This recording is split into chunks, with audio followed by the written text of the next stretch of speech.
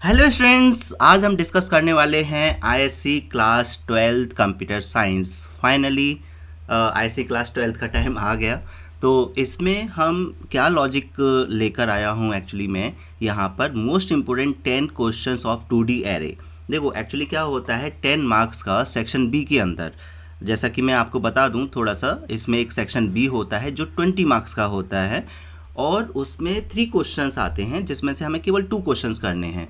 कितने क्वेश्चंस आते हैं? 3 क्वेश्चंस। वो 3 क्वेश्चंस में एक तो रिकर्सन आता है, ओके, एक रिकर्सन आता है, एक 2D एरे या 1D एरे भी आता है, वो ज़रूर नहीं 2D एरे आएगा, और एक होता है स्ट्रिंग्स का। तो मैंने यहाँ पर क्या किया है, आपके 10 मार्क्स सिक्योर करने के लिए 10 प्रोग्राम्स का कलेक्शन लेकर आया हूँ। और उसमें आप कौन कौन से प्रोग्राम्स हैं पहले एनालाइज करेंगे, फिर उसके आउटपुट्स को देखेंगे। 10 प्रोग्राम्स हैं तो उसमें से 8 के आंसर्स मैं बता दूंगा और 2 के मैं आपको प्रैक्टिस टाइप दूंगा, ओके। और आप मुझे फिर कमेंट करके उनके आंसर्स बताना।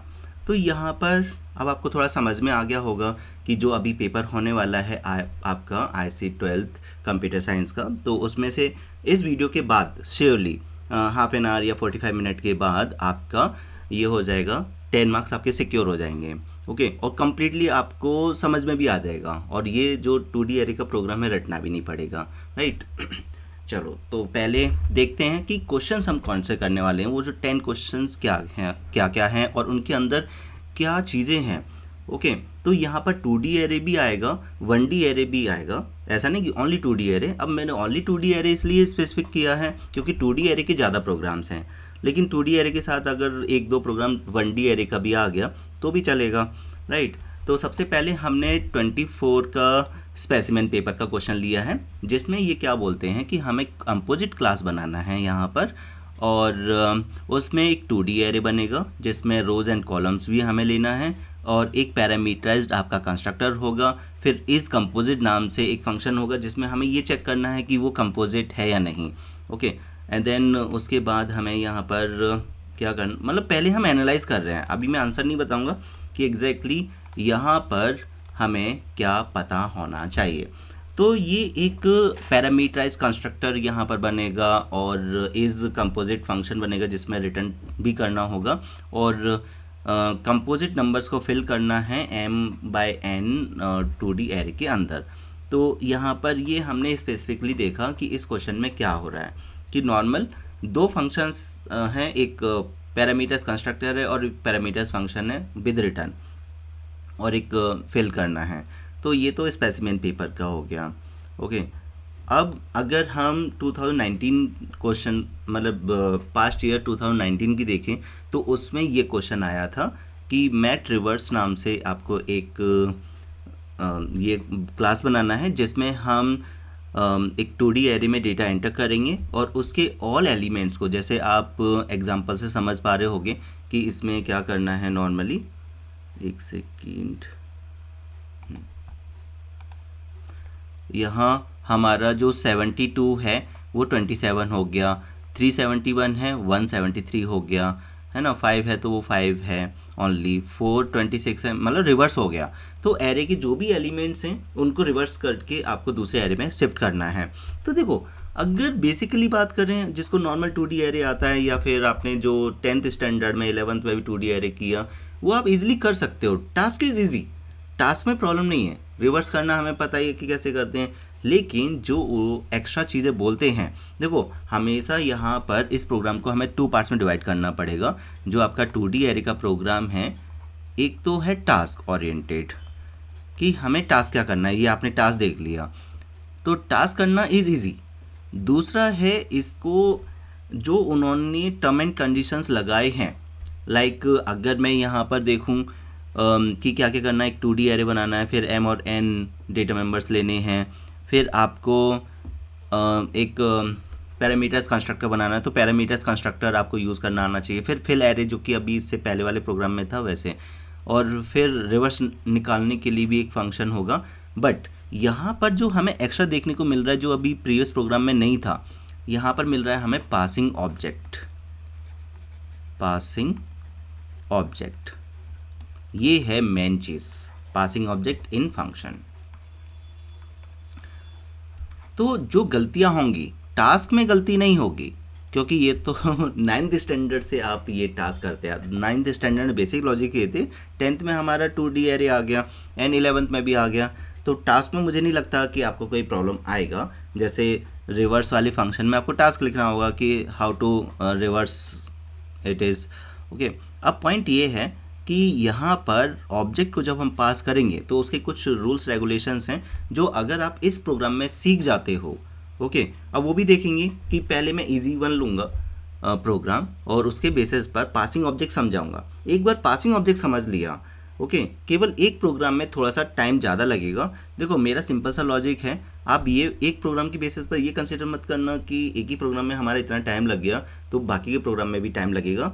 हमेशा याद रखो कि जो फर्स्ट स्टेप होता है वो बड़ा होता है, फिर सेकंड स्टेप छोटे होते जाते हैं, है ना। ये फर्स्ट स्टेप है, फिर सेकंड स्टेप में ये जल्दी हो जाएगा। अगर इसमें आपके 20 मिनट लगे हैं तो इसमें 10 मिनट में काम हो जाएगा, इसमें 5 मिनट में काम हो जाएगा, फिर 5 मिनट का सिनेरियो चलेगा, है ना। ऐसा नहीं जीरो हो जाएगा, जीरो तो नहीं होगा, बट क्योंकि ये मैं इसलिए बोल रहा हूँ कि आपको लगा कि एक ही क्वेश्चन को समझने में इतना टाइम लग गया तो फिर बाकी का तो बहुत प्रॉब्लम हो जाएगी। तो इस क्वेश्चन से हमें पता चला कि passing object is the main की हेयर, और 10th में हम ये पासिंग ऑब्जेक्ट सीखते ही नहीं हैं। अब 12th में हमें ये सीखना है और इसके अपने स्पेशल रूल्स हैं। तो ये क्वेश्चन हो गया। एक हमें ये क्वेश्चन करना होगा, इसमें 2 मैट्रिक्स में हम डेटा एंटर करेंगे और मैट्रिक्स एक ही होगा, 2 ऑब्जेक्ट्स बना के 2 मैट्रिक्स में डेटा एंटर करेंगे। ऐसा नहीं कि 2 मैट्रिक्स बनानी होंगी। तो यही यहाँ पर खेल है, मैट्रिक्स एक है लेकिन फिर भी 2 मैट्रिक्स में हम डेटा डाल सकते हैं। यही क्लास एंड ऑब्जेक्ट का स्पेशल पॉइंट है। अब ये भी मैं थोड़ा समझाऊंगा ये कैसे पॉसिबल है। तो यहाँ पर 2 मैट्रिक्स में हमने डेटा एंटर किया और चेक किया कि दोनों इक्वल हैं या नहीं। अगर दोनों इक्वल हैं तो हम मैसेज प्रिंट कर देंगे कि both strings are equal, otherwise both strings are not equal. तो देखो task is easy, but again यहाँ पर डबल प्रेशर डाल दिया। यहाँ पर हम 2 क्या कर रहे हैं, ऑब्जेक्ट्स पास कर रहे हैं। ओके, तो यहाँ पर 2 ऑब्जेक्ट्स पास कर रहे हैं, वहाँ पर एक ऑब्जेक्ट पास कर रहे थे, तो है ना। तो आपको डिवाइडेशन समझ में आया। एक है पासिंग ऑब्जेक्ट वाला फंडा जो जिसमें छोटी मोटी गलतियाँ हो जाती हैं, और एक होता है टास्क। तो टास्क तो मुझे अभी इजी ही लग रहा है। यहाँ पर अगर मैं यहाँ क्वेश्चन नंबर 17 में देखूँ तो यहाँ पर भी 2 ऑब्जेक्ट्स हम पास कर रहे हैं। ओके, यहाँ पर भी अगर हम फॉलो करें तो ऐड टाइम, 2 ऑब्जेक्ट्स के थ्रू हम टाइम को ऐड करेंगे। ओके, तो यहाँ पर भी कुछ अलग नहीं है, और जो भी टाइम है वो आवर्स और मिनट में दे रखा है, सेकंड्स में नहीं है। ऐसा 3 पार्ट्स में नहीं है, केवल 2 ही पार्ट्स में है, तो ये भी इजी ही रहेगा। एंड अगर क्वेश्चन नंबर 16 को एनालाइज करें तो यहाँ पर एक ऑब्जेक्ट पास हो रहा है। तो ज़्यादातर हमने कॉमन सिनेरियो क्या देखा कि हमें इसकी प्रैक्टिस करनी है कि how can we pass the object. And देखो इधर ऑब्जेक्ट पास हो रहा है लेकिन रिटर्न नहीं हो रहा है। इसके ऊपर वाले प्रोग्राम में किसी में रिटर्न भी हो रहा है, तो वो रिटर्न को भी हमें ध्यान में देखते हुए चलना है। तो एक बार मैं समराइज़ भी करूँगा, मतलब पहले तो प्रॉपर फंक्शंस और प्रोग्राम पूरा प्रोग्राम करा के कम से कम 5 प्रोग्राम्स को पूरा करके हम एग्जीक्यूट भी करने वाले हैं। यहाँ पर ब्लू जे पर मैंने ऑलरेडी प्रोग्राम्स को बना कर रखा है। ये हम सभी प्रोग्राम अराउंड 6 प्रोग्राम्स हम एग्जीक्यूट करके देखने भी वाले हैं। ओके, क्योंकि मोर अट्रैक्टिव बनाना है और अंडरस्टैंडेबल बनाना है कि कम्प्लीटली समझ में आ जाए। जैसे कि अगर कोई एरर भी होगा तो आप निकाल सकते हो। फिर ये मर्जर वाला तो बहुत ईजी है, इसमें ना तो ऑब्जेक्ट पास हो रहा है ना कुछ हो रहा है, बस थोड़ा सा बस आपको वो चीज़ों को ध्यान में रखना है ना। फिर यहाँ पर ऑर्डर इवन, अगेन 2 ऑब्जेक्ट्स पास हो रहे हैं और यहाँ पर ऑब्जेक्ट रिटर्न हो रहा है। वाओ, देखते हैं इससे प्रीवियस प्रोग्राम्स में ऑब्जेक्ट रिटर्न हो रहा था क्या। देखो मैं यहाँ पर आपको बता देता हूँ एक चीज़, यहाँ हम ऑब्जेक्ट रिटर्न कर रहे हैं डियर। ओके, और यहाँ पर ऑब्जेक्ट पास हो रहा है। ठीक है, यहाँ से पता चलता है कि ऑब्जेक्ट रिटर्न हो रहा है या नहीं। देखते हैं प्रीवियस प्रोग्राम में ऑब्जेक्ट रिटर्न भी है या नहीं। तो ऑब्जेक्ट पासिंग जो मैं बोल रहा था एंड ऑब्जेक्ट रिटर्निंग। ओके, तो इसमें तो नहीं था, इधर वाइड है, इधर भी वाइड है, इधर इंट है, इधर वाइड है, और इधर तो कुछ था ही नहीं। तो मतलब अगर आप देखो कि यहाँ पर हम जब इस सिनेरियो में आएंगे, इधर जब हम आएंगे तो ऑब्जेक्ट पास करना भी सीखेंगे ऑड और इवन वाले में। ओके, तो ऑब्जेक्ट को कैसे पास करते हैं वो भी सीखेंगे। फिर यहाँ पर अगेन यहाँ पर भी ऑब्जेक्ट रिटर्न हो रहा है, तो जब मैं वो प्रोग्राम करा दूंगा तो ये अपने आप हो जाएगा। ओके, ये होमवर्क के लिए मैं देने वाला हूँ, नहीं ये भी करा ही दूंगा मैं।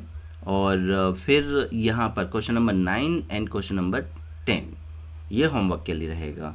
ओके, तो अब आपको ये समझ में आ गया कि हम क्या करने वाले हैं। ठीक है, तो पहले कंपोजिट से स्टार्ट करते हैं, कंपोजिट का लॉजिक। लेकिन इसमें आप केवल ऑब्जेक्ट का पासिंग या रिटर्निंग नहीं सीखोगे, it's just like a normal program. Okay, तो स्टार्ट कर रहे हैं हम एक तरह से नॉर्मल प्रोग्राम से। यहाँ पर जो भी इन्होंने बोला है उसे हमें फॉलो करते हुए चलना है। तो अगर हमने इसे एनालाइज किया क्वेश्चन को, तो सीधा सा इसमें m और n total number of rose and columns दिए हुए हैं, एक 2D एरे दिया हुआ है, एक पैरामीटराइज कंस्ट्रक्टर है, और इस कंपोजिट से हमें पता चलेगा वो कंपोजिट है या नहीं। और जितने भी कंपोजिट नंबर हैं वो सबको हमें एरे में फिल करना है, यह हमारा टास्क है।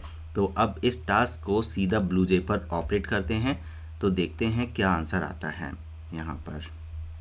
तो जैसा क्वेश्चन में गिवन है उसके बेहाफ पर हमने यूटिल पैकेज लगाया। अब देखो, जब आपके पास आंसर होगा, आप किसी भी टेक्स्ट बुक को फॉलो कर रहे हो, तो ऐसा हो सकता है कि उन्होंने बफर रीडर यूज़ किया हो, तो आप उसे यूटिल से कन्वर्ट कर दो, मतलब स्कैनर से कन्वर्ट कर दीजिए। ज़रूरी नहीं है बफर रीडर यूज़ करना ही है, आप स्कैनर से भी कर सकते हो। तो मैंने यहाँ पर ऑल प्रोग्राम स्कैनर के थ्रू किए हैं, वो स्पेसिफिकली मेंशन नहीं करते डू विद बफर रीडर, तो don't go with buffer reader, वो थोड़ा सा ट्रिकी हो जाता है।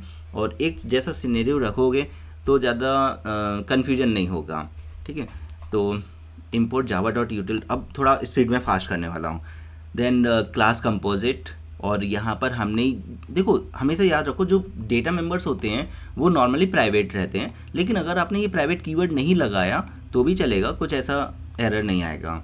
बाय डिफ़ॉल्ट तो प्राइवेट ही रहने वाले हैं। सपोज़ आपने यहाँ से प्राइवेट हटा दिया, तब भी ये बाय डिफ़ॉल्ट क्या माना जाएगा, प्राइवेट, सॉरी मैं गलत बोल रहा हूँ, यहाँ प्राइवेट नहीं माना जाएगा, यहाँ पर डिफ़ॉल्ट रहता है एक्सेस स्पेसिफायर, तो प्राइवेट लगाना ज़रूरी है। बट अगर नहीं भी लगाया तो मार्क्स नहीं कट होंगे। ओके, तो बाय डिफ़ॉल्ट ही पब्लिक माना जाता है। C++ में प्राइवेट माना जाता है, तो मैं जो बता रहा था वो C++ के अकॉर्डिंग बता रहा था। तो यहाँ पर जावा हम कर रहे हैं, तो जावा में ये पब्लिक माना जाता है। अब मैं इस पर क्यों इतना ध्यान दे रहा हूँ, ज़्यादा बोल रहा हूँ, क्योंकि वो पूछते भी हैं 1 मार्क में कि जब भी हम कोई भी डेटा टाइप स्पेसिफाई नहीं करते तो वो क्या माना जाता है नॉर्मली, तो that is default data type माना जाता है, मींस पब्लिक एक तरह से। तो यहाँ पर ये हमने एरे और उसके साइज और ये ले लिए। फिर हमने कंस्ट्रक्टर बनाया। कंस्ट्रक्टर में आपको पैरामीटर्स कंस्ट्रक्टर है, constructor name should be same as class name. Okay, and यहाँ पर जो भी आर्गूमेंट्स आएंगे उनको मेन आर्गूमेंट्स में ट्रांसफ़र कर दिया। तो ये हमेशा ऐसा ही रहने वाला है सभी प्रोग्राम्स में। इस प्रोग्राम में अच्छे से समझ लो, दूसरे प्रोग्राम में मैं इसे स्किप कर दूंगा। तो ये इसका डेटा आपका यहाँ ट्रांसफ़र हुआ, ये इधर है, मतलब ये लेफ्ट हैंड साइड में आएगा और ये राइट हैंड साइड में आएगा। ओके, तो ये हमने फिर इधर से इधर ट्रांसफ़र कर दिया। इधर जो एरे है, यहाँ पर एरे कुछ आया नहीं है, तो इसको हमने सीधा मेमोरी एलोकेट कर दिया। एक तरह से ये उसी से ही रिलेटेड था। ओके, यही उसकी मेमोरी है इन शॉर्ट। तो जो भी इसमें सपोज़ यहाँ पर आया 3 और 4, तो इसका जो साइज़ एलोकेशन हो जाएगा वो 3/4 का हो जाएगा, 3/4 का हो जाएगा। तो आई होप आपको कंस्ट्रक्टर से एरे की जो साइज़ हैं वो पता चल जाएंगे, है ना। और फिर मैं मेन फंक्शन जब एक्सप्लेन करूँगा तो दोबारा से भी ये चीज़ आएगी। फिर इस कंपोजिट नाम से फंक्शन बनाया जो रिटर्न कर रहा है इंटीजर वैल्यू। और यहाँ पर अगर हम बात करें कि अगर p है तो रिटर्न 0 कर दिया। Okay, and return 1 and return 0 क्या सिग्निफाई करेगा वो हम समझेंगे। तो अगर मैं इस फंक्शन को समझूं तो यहाँ पर ये जो लॉजिक लगाया गया है कि सपोज़ मैंने यहाँ पर 12 एंटर कर दिया, तो ये चलेगा आपका 6 टाइम, 2 से स्टार्ट होगा, एंड फर्स्ट टाइम पर ही क्या हो जाएगा, कंडीशन ट्रू हो जाएगी, राइट। तो यहाँ पर p में है 12 और i में है 2, कंडीशन इज़ ट्रू, तो यहाँ पर रिटर्न हो जाएगा 1। और रिटर्न 1 हो गया तो समझो क्या है, वो कंपोजिट नंबर है। क्योंकि अगर मैंने 13 लिया, मान के चलो 13 लिया, अब 13 के केस में भी ये 6 टाइम तक ही चलेगा। 2 से चेक करेंगे 13 को, 3 से चेक करेंगे, 4 से चेक करेंगे, 5 से चेक करेंगे, एट द एंड वो रिटर्न 1 करेगा ही नहीं, 0 रिटर्न करेगा। तो इससे क्या पता चल रहा है कि अगर 0 रिटर्न हो रहा है तो नॉट कंपोजिट, और 1 रिटर्न हो रहा है तो इट इज कंपोजिट, राइट। अब एक बार अगर ये पता चल गया तो यहाँ पर हम ब्रेक भी यूज़ कर सकते हैं कि बाई चांस अगर वो रिटर्न हो गया, 1 रिटर्न हो गया, वैसे तो वो यहीं से जब रिटर्न 1 हो जाएगा तो वो एंड हो जाएगा, ब्रेक की यहाँ ज़रूरत नहीं, क्योंकि रिटर्न है, सॉरी, तो रिटर्न की ज़रूरत नहीं पड़ेगी, ब्रेक की ज़रूरत नहीं पड़ेगी।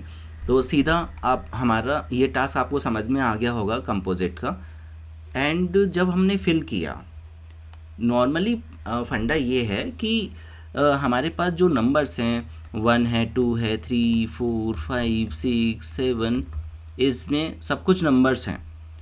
अब जो हमने ऑर्डर मेंटेन किया, सपोज 3/4 का या 3/2 का ऑर्डर मेंटेन किया, 3/2 का मतलब हो गया 3 रोज एंड 2 कॉलम्स, ये हो गया 3 रोज एंड 2 कॉलम्स। तो यहाँ पर 1 तो कंसिडर ही नहीं किया जाता कंपोजिट एंड प्राइम में, और ये प्राइम नंबर्स होते हैं, तो हमने सीधा 4 से स्टार्ट किया। जो CN है, जो नंबर है कंपोजिट नंबर, CN मतलब कंपोजिट नंबर, तो हमने 4 से स्टार्ट किया सीधा, तो यहाँ पर 4 आ जाएगा। 5 एक प्राइम नंबर है तो 5 नहीं आएगा, फिर 6 है, ओके। एंड एक और चीज़ यहाँ पर जो ध्यान देना है, थोड़ा सा क्वेश्चन को एक बार और रीड करते हैं। Composite number in column wise, आपको जो कंपोजिट नंबर एंटर करना है, देखो हर चीज़ को ना बहुत डीपली ध्यान रखना होता है। Composite number in column wise, अभी अगर ऐसा भी हो सकता था कि आपने रो वाइज एंटर कर दी तो गलत हो जाएगा। मतलब जो 6 है वो अगर यहाँ पर फिल कर दिया तो गलत हो जाएगा ना, कॉलम वाइज, मतलब 6 यहाँ आना चाहिए, फिर 7, 8 यहाँ आना चाहिए, फिर 9 यहाँ आना चाहिए, 10, 11। तो ये वाला जो डेटा है वो बनना चाहिए हमारा।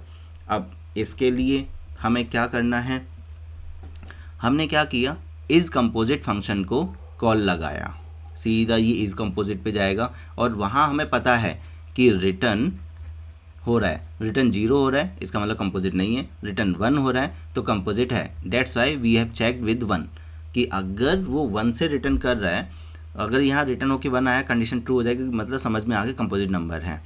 I में 0, J में 0, तो फर्स्ट हमने क्या किया, यहाँ पर 0, 0 पोजीशन पर, सपोज मैं थोड़ा सा समझा ही देता हूँ यहाँ पर। अभी पहला हमने 4 पास किया है तो ऑब्वियसली वो कंपोजिट रिटर्न होगा, तो यहाँ 0,0 पर 4 आ जाएगा, राइट। I में भी 0 और J में भी 0, I में 0, J में 0, और यहाँ पर ये वाला मेंटेन हो गया। फिर आया हमारा 5 जो कि कंपोजिट नहीं है, और इस केस में क्या क्या चेंजेस हो जाएंगे, एक तो आपका काउंट चेंज हो जाएगा यहाँ पर, जो काउंटर वेरिएबल है। अब यहाँ पर हमारा जो काउंटर वेरिएबल है जो हमने 0 लिया है, ये हो जाएगा हमारा 1, और I हो जाएगा 1। एंड हमने यहाँ चेक किया क्या I = M है, ओके, क्योंकि उसकी लास्ट वैल्यू से भी चेक करना है। अगर है तो J++ कर देंगे और I को दोबारा से 0 इनिशियलाइज कर देंगे। हो सकता है अभी आपको ये ना समझ में आए, इट्स ओके, इसे अभी स्किप कर दो। I भी चेंज हो गया, काउंट भी चेंज हो गया, और ये अभी इक्वल तो होगी नहीं क्योंकि M में कोई भी वैल्यू होगा, जैसे यहाँ पर ये M है और यहाँ N है, तो M में 3 होगा, तो कंडीशन अभी फॉल्स है। अब हम इफ से बाहर निकलेंगे और CN+ हो जाएगा, मीन्स अभी CN यहाँ था, अब CN आ जाएगा यहाँ पर। अब 5 के लिए चेक होगा, अब 5 के लिए तो 0 रिटर्न होगा क्योंकि वो कंपोजिट नहीं है, तो अब 5 स्किप हो गया। अब आया फिर मतलब अंदर कुछ भी चला ही नहीं क्योंकि कंडीशन ही फॉल्स हो गई, तो कोई भी अपडेशंस नहीं होंगे। CN सीधा आ जाएगा 6 पर, और जब CN 6 पर आया तब क्या होगा, यहाँ पर CN की वैल्यू इधर शिफ्ट हो जाएगी, जिसमें केवल I चेंज हुआ था। इसका मतलब हमारे पास जो पोजीशंस मेंटेन हुई है, J तो चेंज ही नहीं हुआ, तो I चेंज हुआ है, तो 1,0 और उस पर आया 6। समझ में आया कि हम रो पर कॉलम में कैसे गए, कि हमने केवल आई को ही चेंज किया, जे को चेंज ही नहीं किया। जे को चेंज करते तो हम इधर मूव हो जाते हैं। ओके, तो ये दिमाग लगाया है यहाँ पर, तो इस टाइप से आपको सोचना पड़ेगा।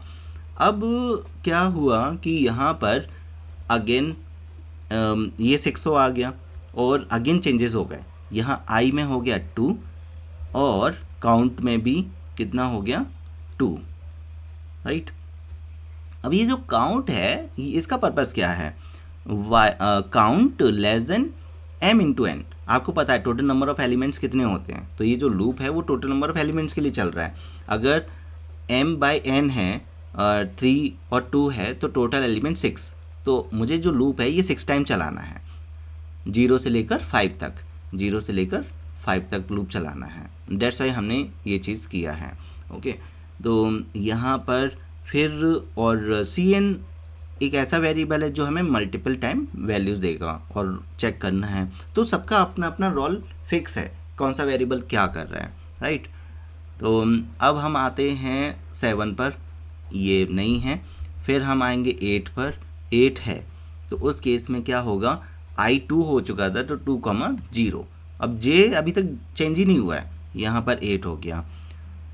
लेकिन अब इस केस में होगा क्या कि यहाँ पर I तो हो जाएगा 3, और जैसे ही I 3 होगा बवाल हो जाएगा, क्योंकि यहाँ पर 3 डबल इक्वल टू m आ जाएगा, कंडीशन ट्रू हो गया, और m में भी 3 है, कंडीशन ट्रू हो गया। तो j को कर देंगे हम एक मूव, j में आ जाएगा 1 एंड I रीस्टार्ट विद 0। तो आप समझ रहे हो पोजीशन क्या बन रही है। अगर पोजीशन को अगर आप ध्यान से देखोगे तो अब अगर यहाँ पर मैं I की वैल्यूज़ को, I तो रीस्टार्ट 0 से हो गया तो हमारा पोजीशन बन गया 0,1, 0,1, मतलब हम ऊपर चले गए। ये पोजीशन बन गया हमारा, क्योंकि अब जो नेक्स्ट एलिमेंट आएगा वो इस पोजीशन पे जाएगा। Can you get it? Okay, कि यहाँ पर समझ में आया कि कैसे हम पोजीशन को स्विच किया। तो बस ऐसे अगर सपोज ये स्विचिंग नहीं भी आ रही, आप यहाँ तक पहुँच गए तो ऑटोमेटिकली आपको रियलाइज़ होगा कि जब ये वैल्यू पूरा फिल हो जाएगा तो आप ऊपर कैसे जाओगे, एक कंडीशन लगा दोगे और उसमें जे को हम रीस्टार्ट करेंगे और आई तो आगा जे को आगे मूव करेंगे और आई को रीस्टार्ट कर देंगे। तो इस टाइप से यहाँ पर ये फ्लक्चुएशन हुआ है ना। थोड़ा सा ट्रिकी लग रहा है बट उतना ज़्यादा ट्रिकी नहीं है जितना आप समझ रहे हो, क्योंकि ऑलरेडी आप 12th में आ गए हो और 2 ईयर्स जो है बहुत सारे ट्रिकी पॉइंट्स आपके माइंड में यूज़ हुए हैं, जिसकी वजह से ये तो कुछ भी नहीं है। मुझे नहीं लगता कि ये कुछ ज़्यादा ट्रिकी रहेगा आपके लिए। तो बट ये कि मैंने ये पॉइंट समझा दिया कि वो कैसे ऊपर गया, राइट। एक पूरा कॉलम मेंटेन हुआ, फिर दूसरा कॉलम कैसे जा रहा है, फिर तीसरा कॉलम कैसे जाएगा, वो एक आइडिया हो गया। बस वो आइडिया ही हमें यहाँ से कैप्चर करना है, क्योंकि यहाँ पासिंग ऑब्जेक्ट तो कुछ है नहीं यहाँ, बस इसलिए कैलकुलेशन को ज़्यादा थोड़ा सा ट्रिकी कर दिया है। ऑलरेडी जो पासिंग ऑब्जेक्ट हैं उनमें कैलकुलेशन ज़्यादा ट्रिकी नहीं है। फिर यहाँ पर सिंपली हमने एरे को डिस्प्ले किया है और यहाँ पर टोटल नंबर ऑफ रोज़ हमने एंटर किया x के अंदर, total number of columns enter किया y के अंदर। देखो इस क्वेश्चन को समझने में थोड़ा सा टाइम लग गया क्योंकि कैलकुलेशन ट्रिकी था। फिर दूसरा क्वेश्चन समझने में भी थोड़ा टाइम लगेगा क्योंकि उसमें पासिंग ऑब्जेक्ट आएगा, राइट। तो इट्स ओके, पासिंग ऑब्जेक्ट आ रहा है तो कोई बात नहीं है उसमें। एंड और फिर दोबारा पासिंग ऑब्जेक्ट आएगा तो वो जल्दी समझ में आ जाएगा, तो वो चीज़ ध्यान में रहेगा। फिर हमने यहाँ से ऑब्जेक्ट बनाया, x और y ऊपर पास हो जाएगा। तो आपको पता है देखो x और y यहाँ पर पास होगा और यहाँ पर वो एरे का जो साइज़ है वो मेंटेन हो जाएगा। सपोज 3/4 हो गया, 4/2 हो गया, जो भी है। फिर ऑब्जेक्ट 1.fill हमने किया तो फिल फंक्शन को कॉल करेंगे और ये जो फिल फंक्शन है कैसे फिल कर रहा है अब आपको पता है ईजिली, राइट। एंड उसके बाद फिर मैट्रिक्स से डिस्प्ले हो गया। नाउ टाइम फॉर एग्जीक्यूशन, तो इसे एग्जीक्यूट कर लेते हैं। तो एक तो 2D एरे का ऐसे नॉर्मल प्रोग्राम आ सकता है जिसमें आपको ऑब्जेक्ट पास ना करना पड़े।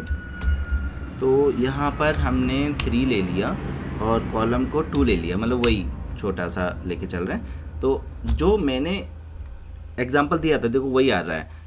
अगर कॉलम वाइज देखें 4, 6, 8, 9, 10, 12, तो मैंने वही वैल्यूज़ लिए हैं जो मैंने आपको एक्सप्लेन की थी, इसलिए जल्दी से समझ में आ जाएगा। अब ये है, ये कितना जल्दी काम करता है वो आप देखो यहाँ पर। अगर मैं दोबारा एग्जीक्यूट करता हूँ, थोड़ा सा बड़ा नंबर लेता हूँ, सपोज़ मैं 3/4 ले लेता हूँ, तो देखो एकदम परफेक्ट।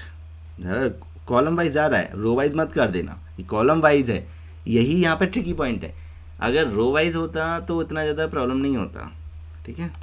तो ये देख लेना। अब आपका टास्क ये है कि इसी को रो वाइज कन्वर्ट करना, ठीक है। आपका टास्क क्या होगा, इसको रो वाइज कन्वर्ट करना। अब रो वाइज कैसे करेंगे वो आप देखना। यहाँ पर नेक्स्ट क्वेश्चन मैट्रिक्स रिवर्स के लिए बात होगी, तो रिवर्स करना इजी है, इतना ज़्यादा टफ नहीं है। तो पहले तो क्वेश्चन को समझ लेते हैं, और यहाँ से एक चीज़ तो भाई क्लियर हो जाएगा कि हमको ऑब्जेक्ट कैसे पास करना है। पासिंग ऑब्जेक्ट आपका क्लियर हो जाएगा, राइट। अब ये देखते हैं, पासिंग ऑब्जेक्ट को चेक करेंगे कैसे यहाँ पर रिटर्न होगा। अब देखा जाए यहाँ पर हमें पासिंग ऑब्जेक्ट रिटर्न करना है, ठीक है, और इधर भी हमें 2 ऑब्जेक्ट्स पास करने हैं, लेकिन ये 2D एरे के हैं, राइट। फिर यहाँ पर हमें 2 ऑब्जेक्ट पास करने हैं, ये लेकिन ये 1D एरे का है। तो क्यों ना हम पहले 2D एरे से पहले 1D एरे का करें, ओके। क्योंकि पहले इजी वाला लेना होता है, वैसे तो दोनों ही टफ है, इजी कोई नहीं है, लेकिन वहाँ पर क्या है, वैल्यूज़ का ज़्यादा कलेक्शन हो जाएगा, यहाँ वैल्यूज़ का कम कलेक्शन होगा। तो पहले 1D एरे वाला समझते हैं, क्योंकि ये बेसिक पार्ट है, उसके बाद वो थोड़ा सा एडवांस पार्ट आ जाएगा। इसलिए क्वेश्चन नंबर 2017 वाला पहले समझेंगे, और पहले इसका टास्क समझ लेते हैं, एंड इससे थोड़ा आइडिया हो जाएगा पासिंग ऑब्जेक्ट वाला। फिर वहाँ पर आप अपना दिमाग भी लगा सकते हो 2D एरे में। तो पहले क्वेश्चन समझते हैं। क्वेश्चन क्या है, क्लास एडर, जिसमें टाइम A 6 hours 35 minute और time B 7 hours 45 minute। It means यहाँ पर हम 2 ऑब्जेक्ट्स बनाएंगे और 2 टाइम एंटर कर देंगे, एंड जो इन दोनों का जो सम आएगा 14 hours 20 minute आएगा, ठीक है। और जिसमें हम क्या करेंगे, 60 मिनट को 1 hour में कन्वर्ट कर देंगे। तो यहाँ पर ये थोड़ा सा कैलकुलेशन पार्ट लगेगा, क्योंकि देखा जाए तो जब हम प्लस करेंगे तो ये 80 मिनट जा रहा है। कितना मिनट जा रहा है, 80 मिनट जा रहा है, लेकिन यहाँ पर प्रिंट तो यहाँ पर क्या हुआ है 20 मिनट, इसका मतलब 1 hour यहाँ पर ऐड हो गया, क्योंकि आवर्स भी अगर देखें तो 13 hours हो रहा है, लेकिन यहाँ 14 hour है। तो यही कैलकुलेशन हमें करनी है कि जो आपका टाइम आएगा उसको कन्वर्ट करना होगा। जो आपका टाइम आया 13 hours और 80 मिनट, तो इसमें से 60 जो मिनट हैं वो हमने इधर ट्रांसफ़र कर दी, तो ये 14 hours हो गया, और यहाँ बचा कितना 20 मिनट। तो ये हमें टास्क परफॉर्म करना है। दूसरा ऐड भी करना है, एंड एक एरे बनाना है।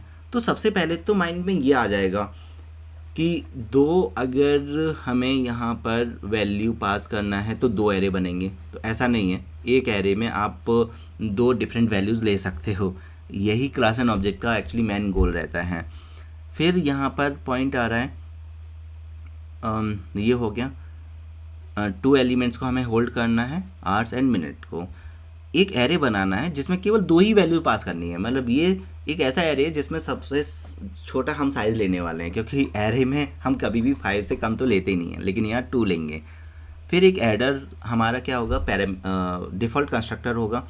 रीड टाइम जिसमें हम इनपुट करेंगे, ऐड टाइम जिसमें हम ये इस ऑब्जेक्ट और इस ऑब्जेक्ट का डेटा क्या कर देंगे, ऐड कर देंगे। इसमें कोई टाइम होगा, इसमें भी टाइम होगा, एंड डिस्प्ले कर देंगे। उसके बाद यहाँ कंस्ट्रक्टर है, रीड टाइम है और ऐड टाइम है यहाँ पर। तो ये चीज़ हमारा मतलब करना है, और इसी क्वेश्चन को मैं रिटर्न ऑब्जेक्ट से भी बता दूंगा आपको। तो उससे क्या होगा कि आपको मतलब रिटर्न कैसे करते हैं वो चीज़ क्लियर हो जाएगी, या फिर आप ज़्यादा कंफ्यूज हो जाओगे, वो बाद में देखेंगे। पहले तो इसमें केवल पासिंग ऑब्जेक्ट समझो। आप चाहो तो कर सकते हो, जब मैं रिटर्न ऑब्जेक्ट वाला बताऊंगा तब इसे विद रिटर्न ऑब्जेक्ट वाला ट्राई करना, ठीक है। तो सीधा हमें एडर वाले पर चलना है। अब एडर वाले पे चलते हैं। तो जैसे जैसा क्वेश्चन में बोला था कि हमें एक एरे बनाना है, एरे बना लिया। फिर एडर में हमने क्या किया, यहाँ पर साइज़ 2 लिया। अब साइज़ 2 क्यों लिया है, उसका फंडा ये है कि एरे में जो हमारा ए ऑफ 0 जो मेंटेन होगा और ए ऑफ 1 जो मेंटेन होगा, ए ऑफ 0 में जो मेंटेन होगा वो होगा हमारा आवर्स, और ए ऑफ 1 में जो मेंटेन होगा वो होगा मिनट। ये है फंडा यहाँ पर। क्योंकि अगर क्वेश्चन को ध्यान से देखोगे तो ये सब, देखो मैं अपने मन से नहीं लिख रहा हूँ, ये सब कुछ कहाँ से क्लियर हो रहा है, क्वेश्चन से क्लियर हो रहा है। क्योंकि यहाँ पर आर भी लेना है, मिनट भी लेना है एक ऑब्जेक्ट के अंदर, मतलब 2 वैल्यूज़ लेनी है। लेकिन यहाँ जो डेटा मेंबर लिया है वो एरे लिया है। अब एरे के अंदर ही आवर्स और मिनट जाएगा। अब आवर्स और मिनट जाएगा तो फिर 2 साइज़, उसका 2 साइज़ लेना पड़ेगा। ओके, आई होप ये समझ में आया होगा। अगर वो समझ में आ गया तो ये आपका, अगर सपोज वहाँ से नहीं समझ में आया है तो यहाँ से जो हम रीड टाइम कर रहे हैं, देखो एंटर आवर्स, तो आवर्स हमने कहाँ एंटर किया ए ऑफ 0 में। एंटर मिनट कहाँ एंटर किया, ए ऑफ 1 में। तो ए ऑफ 1 में, अब यहाँ पर मैं सिंपली आपको ये हाईलाइट कर देता हूँ कि जो ए ऑफ 0 है that is belongs to R, A of 1 है, ए ऑफ 1 जो है वो बिलोंग्स टू है मिनट। इस चीज़ को ध्यान में रखना। ओके, एंड देन काम आएगा। उसके बाद है मेन ये वाला टास्क, बस इसको समझना है, देन आपका टास्क कंप्लीट हो जाएगा। फिर यहाँ तो नॉर्मल डिस्प्ले है, कोई प्रॉब्लम नहीं है। और उसके बाद यहाँ पर हमने 2 ऑब्जेक्ट्स बनाए हैं। तो सबसे पहले मेन से एग्जीक्यूशन स्टार्ट करते हैं, उस फंक्शन को समझेंगे अभी। यहाँ हमने बनाए हैं 2 ऑब्जेक्ट्स, राइट। और मैंने सिंपली कुछ इंस्ट्रक्शंस दिए हैं, उन इंस्ट्रक्शंस को फॉलो करोगे तो क्लास एंड ऑब्जेक्ट इतना इजी हो जाएगा जिसकी कोई हद नहीं है। जब भी ऑब्जेक्ट्स की बात आए तो ऑब्जेक्ट्स के अंदर बनाओ उसका बॉक्स। हमेशा अगर आप मेरे वीडियोस में कॉमन चीज़ें फॉलो करोगे तो क्लास एंड ऑब्जेक्ट में समझने के लिए मैं हमेशा आपको इंस्ट्रक्शन देता हूँ कि ऑब्जेक्ट्स का क्या बनाओ, बॉक्स बनाओ। और उस बॉक्स के अंदर क्या चीज़ आएगी, जो आपने इंस्टेंस वेरिएबल बनाया है। यहाँ पर केवल एक ही इंस्टेंस वेरिएबल है, वो है एरे। और ये जो एरे है वो यहाँ आ जाएगा। और इस एरे के अंदर भी आप वैल्यूज़ क्या एंटर कर रहे हो, 2 वैल्यूज़ एंटर कर रहे हो। तो ए ऑफ 0 और ए ऑफ 1। ए ऑफ 0 मतलब यहाँ पर अपनी स्पीड थोड़ा स्लो कर दो, क्योंकि एक बार समझ लिया ना तो आपके 10 क्या 20 प्रोग्राम्स ऑब्जेक्ट से रिलेटेड कभी प्रॉब्लम नहीं आएगा। तो थोड़ा सा टाइम यहाँ पर देना है हमें। तो ये वाला पार्ट हमारा हुआ कि करना क्या होता है अगर इस टाइप के प्रोग्राम को स्पेसिफिकली पूरा समझना है, रटना नहीं है। तो अगर जिस बच्चे को नहीं रटना है इस चीज़ को ध्यान में दो, आपको समझ आ जाएगा। फिर हमने एक और ऑब्जेक्ट बनाया, ठीक है। अब इस ऑब्जेक्ट को भी बनाया तो इसमें भी वही काम कर लूँ। इस ऑब्जेक्ट का नाम है सम ऑब्जेक्ट, सम OBJ। इसमें भी क्या आएगा, वही चीज़ आएगी, ए ऑफ 0 एंड ए ऑफ 1। देखा जाए हमने 3 ऑब्जेक्ट्स बनाए तो 3 एरे बन गए, है ना। तो अब OBJ1 dot read time, OBJ2 dot read time, मतलब इन दोनों में हमने टाइम को क्या किया, रीड किया। और वैल्यूज़ वही रख लो जो क्वेश्चन में गिवन है, 635 745, 635 745, ये हमने वैल्यूज़ एंटर की, ठीक है। अब हमने यहाँ वैल्यू एंटर नहीं किया, यहाँ तो रिजल्ट आना है। तो हमने क्या किया, सम ऑब्जेक्ट ऐड टाइम। तो ये जो ऐड टाइम है, अब देखो यहाँ चाहो तो जितना हो सकता है उतना अपनी स्पीड को स्लो डाउन कर लो। यहाँ पर मैं क्या कर रहा हूँ, अभी इस वाले पार्ट को कॉपी करके ऊपर ही लिख देता हूँ जिससे कि मुझे बार बार नीचे ना आना पड़े। कॉलिंग स्टेप, इसका कॉलिंग स्टेप क्या है, यहाँ पर जो इसका कॉलिंग स्टेप मिलेगा वो है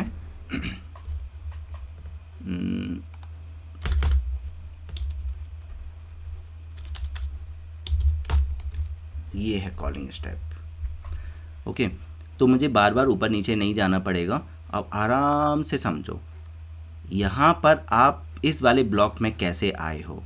इस वाले ब्लॉक में आप आए हो किसकी वजह से, इस वाली लाइन की वजह से, जो कि कहाँ पर है, मेन फंक्शन के अंदर है, दैट इज़ अ कॉलिंग। तो ये जो फंक्शन का नाम हो गया, इसमें OB1 की वैल्यू कहाँ गई, x के अंदर गई। अभी अगर आपका 1.5x स्पीड पर अगर वीडियो चल रहा है तो उसे नॉर्मल स्पीड कर लो, ओके। OBJ1 का वैल्यू x में गया, इसका मतलब यहाँ पर ये x भी है, ये जो वैल्यूज़ हैं they are belongs to x also. OBJ2 का वैल्यू y के अंदर गया, मतलब ये y भी है, ओके। तो x और y में ये वैल्यूज़ हैं और OBJ1 OBJ2 में भी वैल्यूज़ हैं। एंड यहाँ पर सम OBJ का क्या रोल होगा, यहाँ पर वैल्यूज़ आएंगी कैसे, उस चीज़ को समझना है, क्योंकि यहाँ पर एक पॉइंट बहुत हाइड रहने वाला है। अगर उस हाइड पॉइंट को समझ गए देन क्लास एंड ऑब्जेक्ट का पूरा टेंशन ख़त्म हो जाएगा। अब वो हाइड क्या है, हिडन पॉइंट क्या है, उसे समझ के लेना है। अब वो जो हिडन पॉइंट है, और मुझे फील हो रहा है कि इसको मैं विद रिटर्न ऑब्जेक्ट से भी बता दूंगा, तो वहाँ डबल प्रैक्टिस हो जाएगा विद रिटर्न का, ठीक है, और उसे ध्यान में रखना, ठीक है। तो यहाँ तो रिटर्न ही नहीं हो रहा है ऑब्जेक्ट, यहाँ तो बस हम इसे क्या कर रहे हैं, कॉल करवा रहे हैं यहाँ पर। तो लेकिन बहुत लोचा भी हो जाएगा, चलो करते हैं। पहले पासिंग ऑब्जेक्ट को ध्यान में रखते हैं, इसी को 3-4 बार रिपीट करेंगे, बट इतना याद रखना फिर इसी प्रोग्राम को विद ऑब्जेक्ट रिटर्निंग ऑब्जेक्ट के थ्रू करना, जब मैं रिटर्निंग ऑब्जेक्ट बता दूंगा, बस इतना काम आपको करना है। और हो सकता है वीडियो के लास्ट में मैं इसको विद ऑब्जेक्ट रिटर्न भी करके आपको दूं, क्योंकि मैं चाहता हूं at the end with returning passing object और रिटर्निंग ऑब्जेक्ट वाला फंडा टोटली क्लियर हो जाए, जो कि सबसे टेंशन वाला पार्ट है। ये मेरे अकॉर्डिंग तो मुझे लगता है कि ये टेंशन वाला पार्ट है, कि उतना डीपली समझ में नहीं आता है, कुछ बच्चे तो रट लेते हैं। अब हुआ क्या यहाँ पर, सबसे पहले हम x डॉट ए ऑफ 0, मतलब मुझे 6 को एक्सेस करना है, मैं यहाँ पर 6 लेकर आ गया, और इधर मिनट के अंदर हमारा आ गया 35, ओके। मतलब ये वैल्यूज़ को हमने एक अलग वेरिएबल में गेट कर लिया। अगर नहीं भी करते हम सीधा सीधा भी लिख सकते हैं, यहाँ पर सम आर के अंदर यहाँ पर आप ऐसा भी लिख सकते हो, x dot A of 0, okay, plus y dot A of 0। ये हमारा फर्स्ट ऑब्जेक्ट का आर है और ये सेकंड ऑब्जेक्ट का आर है। तो नॉर्मली हमने R2 लिया है y से और R1 लिया है x से, ऐसे ही मिनट 1 लिया है x से और मिनट 2 लिया है y से। तो पहले तो हमने वेरिएबल में कनेक्ट कर ली, जिससे कि ये लिखने में इजी हो। देखो यहाँ से पता नहीं चल रहा है ये क्या है, लेकिन यहाँ से थोड़ा सा आइडिया हो रहा है, इसलिए थोड़ा सा इजी बनाने के लिए डिफरेंट वेरिएबल लेकर हमने काम किया है, ओके। तो नॉर्मली ये जो है वो हमने r के अंदर ट्रांसफ़र किया, मीन्स ये वैल्यू, फिर हमने y वाला ये वाला जो पार्ट है वो R2 के अंदर ट्रांसफ़र किया। ऐसे ही ये हमने मेन 1 के अंदर ट्रांसफ़र किया। ये 1 और 2 से ये पता चल रहा है कि ये ऑब्जेक्ट 1 है और ये ऑब्जेक्ट 2 है। जो R1 है वो ऑब्जेक्ट 1 से आ रहा है और मिन 1 है वो ऑब्जेक्ट 1 से आ रहा है, R2 और मिन 2 ऑब्जेक्ट 2 से आ रहा है। तो ये हमने वैल्यू को कैप्चर कर लिया। क्या ये समझ में आया कि हमने कैसे कैप्चर किया है? क्योंकि इस वैल्यू को कैप्चर करने के लिए ए ऑफ 0 लगेगा, एंड ए ऑफ 0 कहाँ पर है, OBJ1। या तो आप OBJ1 डॉट ये लिखो, OBJ1 डॉट ए ऑफ 0, ये भी लिखोगे तो भी चलेगा, लेकिन क्या वो मैं इस वाले पार्ट में लिख सकता हूँ? नहीं लिख सकता हूँ, क्योंकि यहाँ पर वो एक्सेसिबल नहीं है। ये तो मेन फंक्शन के अंदर तो आप लिख सकते हो, लेकिन यहाँ नहीं लिख सकते हो। यहाँ पर OBJ1 का डेटा x में आया है तो x डॉट ए ऑफ 0 लिखो। एट द एंड x आपका जो है OBJ1 है और जो y है वो OBJ2 है। जो आपका x है डेट इज़ OBJ1 और जो y है वो OBJ2 है। तो यहाँ से x1 की मतलब OBJ1 की वैल्यू निकल रही हैं, यहाँ से OBJ2 की वैल्यूज़ निकल रही हैं। ये वैल्यूज़ आने के बाद आर्स को हमने अलग प्लस कर दिया, मिनट को हमने अलग प्लस कर दिया, तो ये जो है आपका जो आंसर आएगा वो एक कंबाइंड फॉर्मेट में आएगा, उसे हमें एक कैलकुलेशन के बेसिस पर इजी करना होगा। जैसे अगर एज अ एग्जांपल देखा जाए तो यहाँ पर 6+7 होगा, 6+7 विच इज़ 13, और यहाँ पर होगा 35+45 विच इज़ 80। अब यहाँ होगा क्या कि आर्स 13 है और यहाँ 60 से हमने डिवाइड कर दिया कन्वर्ट करने के लिए, तो यहाँ पर हमारा 1 आएगा, क्योंकि 80 डिवाइड बाई 60 1 आएगा, तो 1+13 14 हो जाएगा। एंड यहाँ पर रिमाइंडर निकाल लिया तो रिमाइंडर 20 बचेगा, तो 20 यहाँ आ जाएगा। अब अगर आप नोटिस करोगे यहाँ पर हमने देखो, अब आएगी कमाल की बात यहाँ पर A0 A1 हमने डायरेक्टली लिखा है। तो अब ये जो, अब एक चीज़ तो समझ में आ रहा था हमें क्या,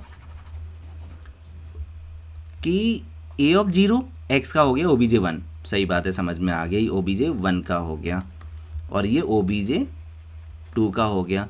ये किसका है? यहाँ तो हमने कुछ लगाया ही नहीं। यहाँ हमने सॉरी, क्या हमने यहाँ पर सम OBJ ये फील होता है A0 लगाया, क्योंकि यहाँ पर भी ऑब्जेक्ट के थ्रू एक्सेस कर रहे हैं ना।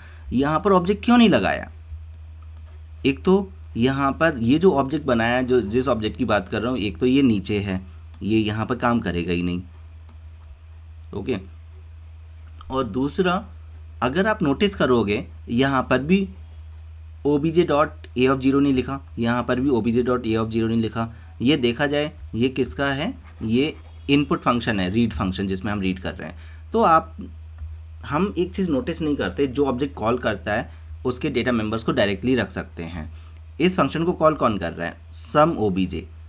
तो ये जो A0 है ये सम OBJ है। ये एक हिडन पॉइंट है जो आपको समझना है, ओके, कि जो हम ऑब्जेक्ट्स पास करते हैं उसका तो हमें निकालना पड़ता है। ये जो ऑब्जेक्ट पास किए उसमें से तो हमें वैल्यू निकालनी पड़ेगी with the help of object. And जो डेटा मेंबर डायरेक्टली लिखते हैं वो माने जाते हैं कॉलिंग के। तो एट द एंड यहाँ जो वैल्यू यहाँ ट्रांसफ़र हो रही है, क्या ट्रांसफ़र हुई? यहाँ पर हमारे पास जो ट्रांसफ़र हुई है वो है 14, एंड यहाँ पर हुई है 20। तो ये मैं यहाँ पर कैसे लिख पा रहा हूँ? मुझे कैसे पता चल रहा है कि ये हमारा इस वाले ऑब्जेक्ट्स में जाएगा? बिकॉज ये ऑब्जेक्ट कॉल कर रहा है। कॉलिंग वाले पॉइंट्स को हम सीधा डायरेक्टली लिख सकते हैं, आपको ऑब्जेक्ट की ज़रूरत नहीं है। जो हम पास करेंगे उसे ऑब्जेक्ट के थ्रू निकालेंगे, और अगर डायरेक्टली डेटा मेंबर आप यूज़ कर रहे हो तो समझ जाओ जो कॉल कर रहा है उसके अंदर जाएगा, ओके। तो क्या बात हजम हुई यहाँ पर? राइट। तो एक तो ये हो गया। अब मुझे थोड़ा सा ऐसा फील हो रहा है, इसे मैं रिटर्न के थ्रू भी बता दूँ है ना। तो यहाँ पर इतना, और फिर देखो, पहले तो मैं इसे एग्जीक्यूट करके बता देता हूँ आपको।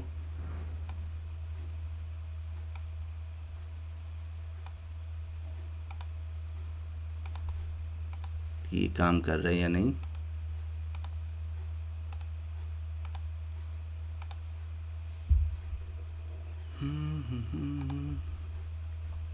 टाइम हमने 7 लिया और मिनट ली 35, और इसमें 6:45, तो देखो 14 आवर्स एंड 20 मिनट आ रहा है। परफेक्ट आंसर आ रहा है।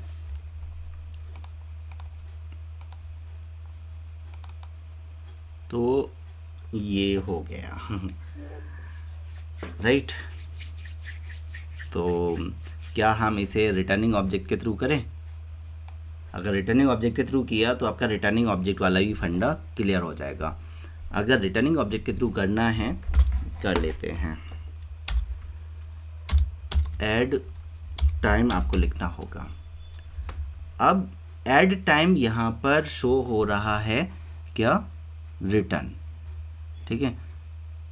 और यहाँ पर ऐड टाइम आपका रिटर्न होगा, एक ऑब्जेक्ट रिटर्न करेगा और इसे एक कॉल भी करेगा और एक पास होगा। तो 3 ऑब्जेक्ट्स हो गए, है ना। थोड़ा समझना थोड़ा सा डिफ़िकल्ट हो जाएगा अभी, यहाँ पर एक चीज़ ध्यान में देना है। अब मेरा फंडा सिंपल है, मैं अब आंसर नहीं बता रहा हूँ, मैं दो कॉन्सेप्ट क्लियर कर रहा हूँ, रिटर्निंग ऑब्जेक्ट और पासिंग ऑब्जेक्ट। इस फंक्शन से ये चीज़ हो जाएगी, हम पास कैसे करते हैं और रिटर्न कैसे करते हैं। ओके, फिर बाकी का तो फिर एज अ रिवीजन टाइप रहेगा। मेन कॉन्सेप्ट यहाँ पर ख़त्म हो जाएगा और 5 मिनट के बाद मेन कॉन्सेप्ट ख़त्म हो जाएगा, राइट। एंड जिसमें आपको रिटर्न ऑब्जेक्ट भी समझ में आ जाएगा, पासिंग ऑब्जेक्ट तो समझ में आ गया, फिर दोनों को मिक्स कर देंगे, फिर तो केवल रिवीजन होगा, फिर केवल लॉजिक थोड़ा सा रहेगा। बाकी का पासिंग ऑब्जेक्ट कैसे करते हैं, रिटर्निंग ऑब्जेक्ट कैसे करते हैं, वो रिवाइज होगा, कुछ नया नहीं आएगा। तो बस ये करना है। अब अगर आप देखोगे दो ऑब्जेक्ट पास हो रहे हैं, एक ऑब्जेक्ट कॉल करेगा, एक ऑब्जेक्ट रिटर्न होगा, तो यहाँ 4 ऑब्जेक्ट नहीं हो गए, लेकिन हमें तो केवल 3 ऑब्जेक्ट चाहिए। तो हम कौन सा कम कर सकते हैं, रिटर्न हम कम नहीं कर सकते, कॉलिंग हम कम नहीं कर सकते, कोई कॉलिंग तो करना पड़ेगा। तो हम यहाँ से ये वाला ऑब्जेक्ट कम कर सकते हैं, ठीक है, ये ऑब्जेक्ट हम कम कर सकते हैं यहाँ से। लेकिन इससे पहले मैं ना क्या करूँगा, तो पहले वाला रखते हैं, वाइट वाला। पहले मैं इसे रखता हूँ क्योंकि इसकी रिवीजन भी तो करना है ना, और थोड़ा सा कंपेयर भी करेंगे, तो मैं इसे कमेंट में रख देता हूँ। तो इसका मैंने बना दिया प्यारा सा कमेंट, ओके। ये अब आप साथ में चेक भी करते हुए चलो मैं क्या क्या चेंजेस कर रहा हूँ, वो सबसे बेस्ट होगा। यहाँ पर हो जाएगा ऐड टाइम, और यहाँ से अब 2 ऑब्जेक्ट पास हो रहे हैं, एक अब मैं कॉल भी करेगा, मतलब इन शॉर्ट यहाँ पर हमें एक देखा जाए तो एक और ऑब्जेक्ट लगेगा, result OBJ is equal to, तो रिटर्न आपका रिजल्ट OBJ है, फिर सम OBJ है, फिर OBJ1 OBJ2, 4 ऑब्जेक्ट्स हो गए। हमें 2 ऑब्जेक्ट ऐड करके थर्ड में लेकर आना है, तो मैं रिटर्न तो कम नहीं कर सकता हूँ क्योंकि रिटर्न तो लाना ही है, कॉलिंग वाला कम नहीं कर सकता हूँ, तो मैं यहाँ से क्या करूँगा, एक ये OBJ2 कम कर दूँगा, एंड जो पास में करूँगा, मतलब कॉल जो मैं करूँगा वो करूँगा OBJ1 से या 2 से, इट्स योर चॉइस। एंड 2 से मैं मतलब 2 को पास करूँगा, 1 से कॉल करूँगा और रिटर्न करके मैं सम ऑब्जेक्ट के अंदर लेकर आऊँगा। तो मतलब बैलेंस हो गया। सम ऑब्जेक्ट मतलब रिजल्ट, उसको तो मैंने रिटर्न में ले लिया, जिससे हम कॉल कर रहे थे उसको मैंने रिटर्न में ले लिया, एंड ऑब्जेक्ट 1 से कॉल किया, ऑब्जेक्ट 2 को पास किया, ठीक है। तो यहाँ पर ऑब्जेक्ट 2 जो है x के अंदर आएगा, ऑब्जेक्ट 1 कॉल करेगा एंड सम के अंदर वैल्यू रिटर्न होकर आएगी। तो हमें क्या करना पड़ेगा, यहाँ पर ये भी करना पड़ेगा, एक ऑब्जेक्ट बनाना पड़ेगा, ऐड टाइम, क्या ऑब्जेक्ट बनाए, sum OBJ is equal to new add time. अब देखो सिंपल सा फंडा है यहाँ पर कि जो ऑब्जेक्ट 2 था, नीचे तो 2 ऑब्जेक्ट्स बन रहे हैं आपके, OBJ1 OBJ2, और यहाँ पर एक हमने बनाया SUM OBJ जो हमें रिटर्न करना है, ओके। एंड OBJ1 में जो हमारा डेटा है A of 0 और A of 1, ठीक है, A है ना, हाँ 0, एंड इधर भी जो डेटा है A of 0 and A of 1, और यहाँ पर भी जो डेटा है 0 एंड A of 1, ये A ही है। अब ये जो डेटा है OBJ1 का, ये निकालना इजी है क्योंकि ये कॉल कर रहा है, तो जो कॉल कर रहा है उसको हम डायरेक्टली ले सकते हैं, मतलब x की यहाँ पर ज़रूरत नहीं है, ये वाले के लिए x की ज़रूरत नहीं है। एक्चुअली x के अंदर अब OBJ2 है, ये वाला x के अंदर है। अगर आप नोटिस करोगे तो x के अंदर obj2 है, obj2 x के अंदर आ रहा है ना, एंड obj1 कॉल कर रहा है, तो ये obj1 हो जाएगा, obj1, ठीक है।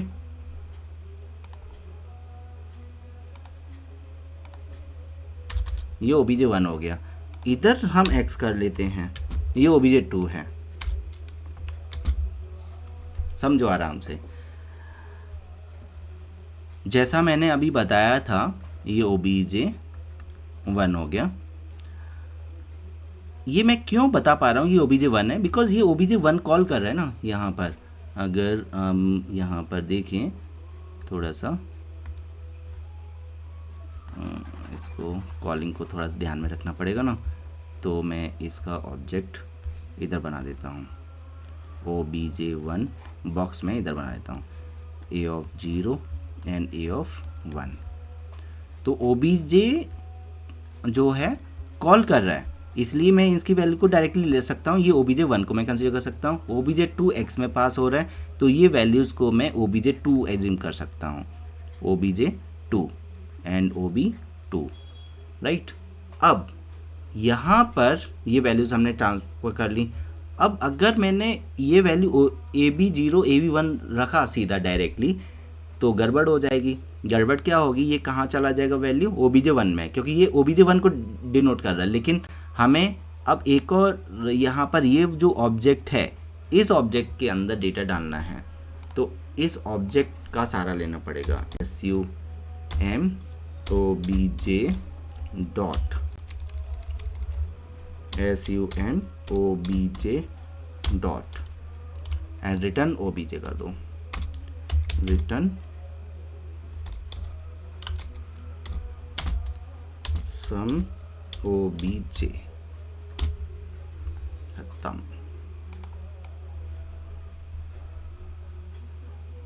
क्या समझ में आया?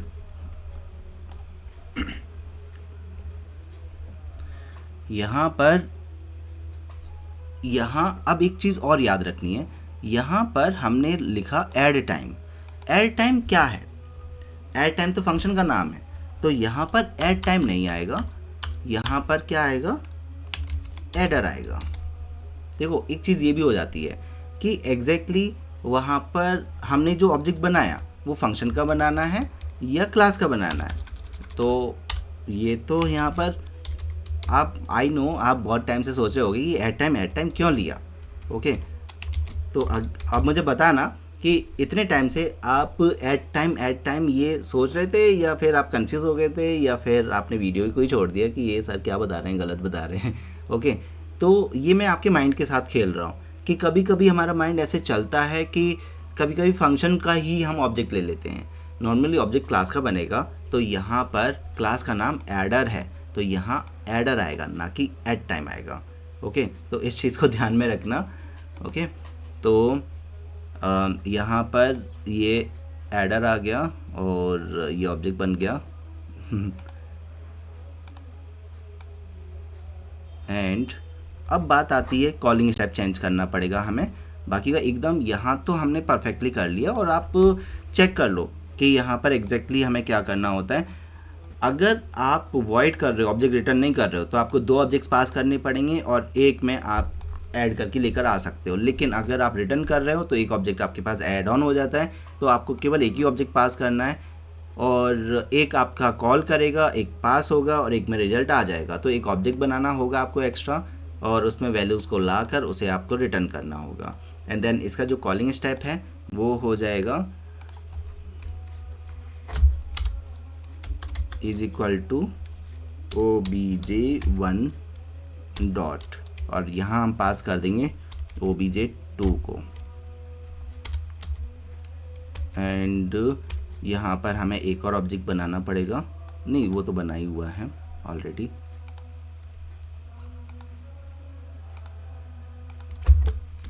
तो देखो बिल्कुल कोई एरर नहीं आ रहा है, और ये भी एकदम परफेक्टली वैसे ही चलेगा जैसे अभी वो चल रहा था।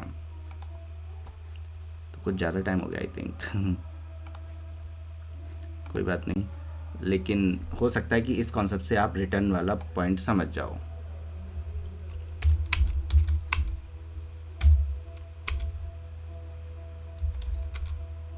तो मैंने अपनी रैंडमली डाल दिया अभी तो फ़िलहाल कि 467 एंड 7 89। तो यहाँ पर 7 एंड 4 जो है टोटल हुआ हमारा 11, लेकिन 2 मिनट हमारे बढ़ गए और ये 36 बचेगा, राइट।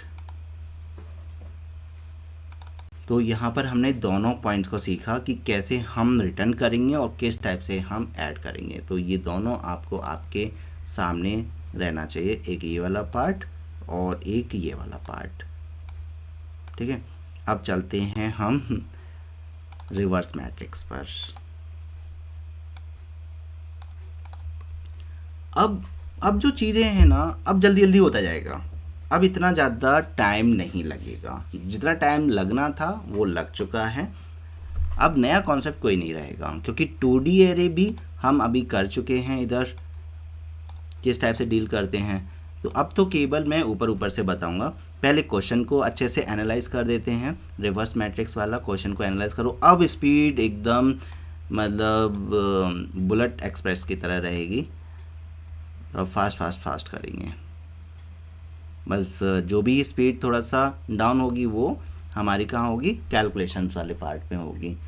तो यहाँ तो रिवर्स करना है, रिवर्स तो पैलिंड्रोम वाला जो प्रोग्राम किया होगा रिवर्स कैसे करते वो पता ही है आपको, और इवन मैंने भी वही लॉजिक लगाया। आप अलग अलग जगह पर आपने सीखा वाइल लूप से, वहाँ फॉर लूप आ गया या कुछ और आ गया, मैंने सेम कॉन्सेप्ट रखा। अगर आप मेरे चैनल को फॉलो कर रहे हो तो एक जैसा ही कॉन्सेप्ट आपको देखने को मिलेगा।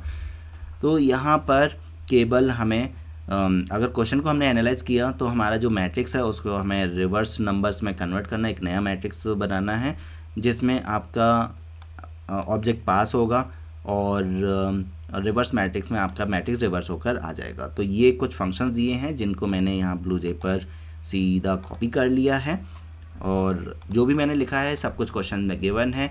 ये m और n और ये जो आपका 2D एरे है ये भी, और यहाँ पर ये मैं एक्सप्लेन कर ही चुका हूँ आपको प्रीवियस कंपोजिट वाले में। अगर हम फिल एरे की बात करें यहाँ पर, तो सबसे पहले हमने एरे के अंदर डेटा एंटर कर लिया, मतलब इनपुट वाला पार्ट कंप्लीट हो गया, जिसमें हमने स्कैनर लिया, एंटर मैट्रिक्स एलिमेंट्स, और यहाँ m और n के बेसिस पर जो भी डेटा है वो हमारा एंटर हो गया। अब इसके बाद हमने एक रिवर्स फंक्शन बनाया जिसमें जो भी वैल्यू यहाँ आएगा वो रिवर्स होकर जाएगा।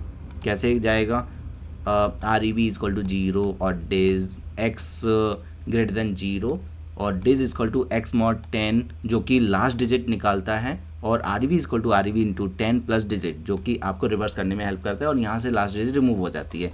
तो ये वाला जो कॉन्सेप्ट है that is not new for you, that is palindrome वाला जो पार्ट है जिसमें हमें रिवर्स निकालना होता है, नंबर रिवर्स करना होता है। तो मुझे आई डोंट थिंक सो आपको एक्सप्लेन करने की ज़रूरत है। एंड फिर यहाँ पर रिटर्न REB, तो इस फंक्शन को जब भी हम कॉल करेंगे वो रिटर्न होकर चला जाएगा, राइट। एंड फिर अब यहाँ कॉल कहाँ पर करेंगे, तो यहाँ पर है REB मैट्रिक्स और यहाँ पर एक ऑब्जेक्ट पास हो रहा है, ओके।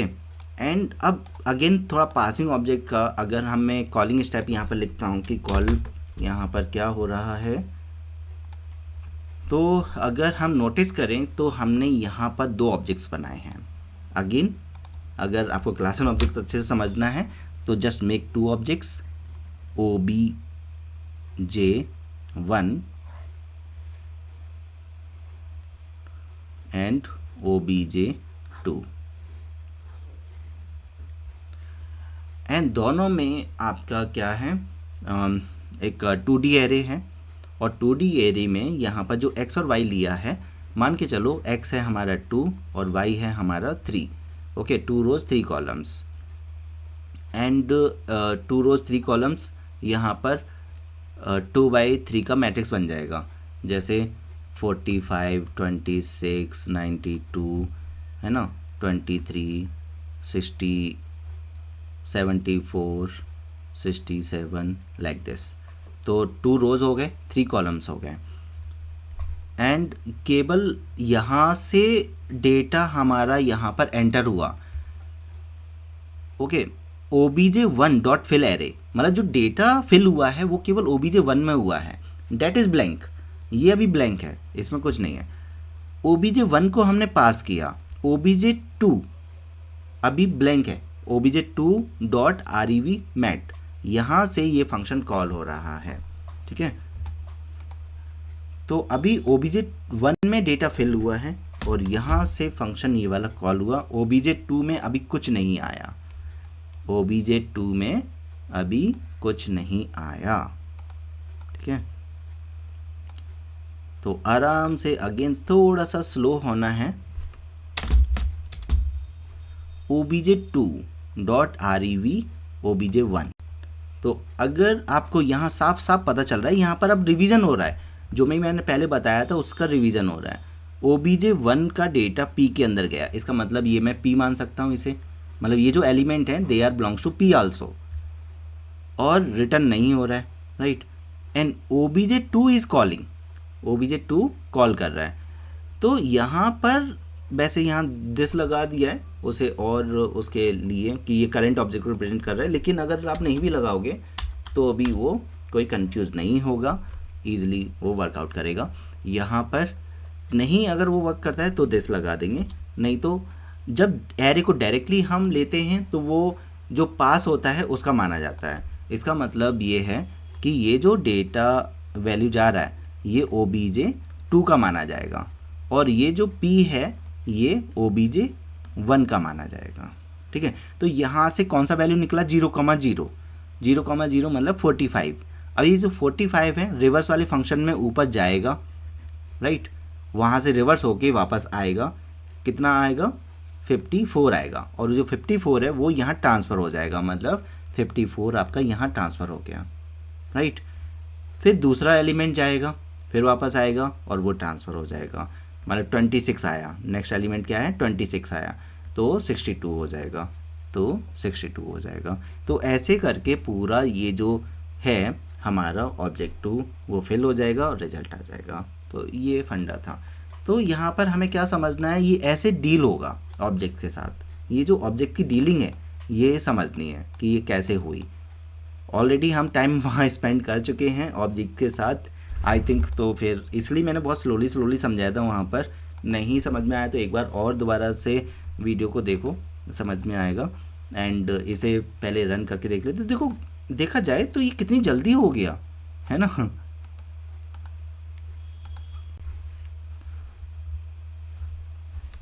तो यहाँ पर हमने नंबर ऑफ रोज एंटर किया, सपोज 2, एंड कॉलम एंटर किया 3, एंड यहाँ पर हमने वैल्यूज एंटर किए,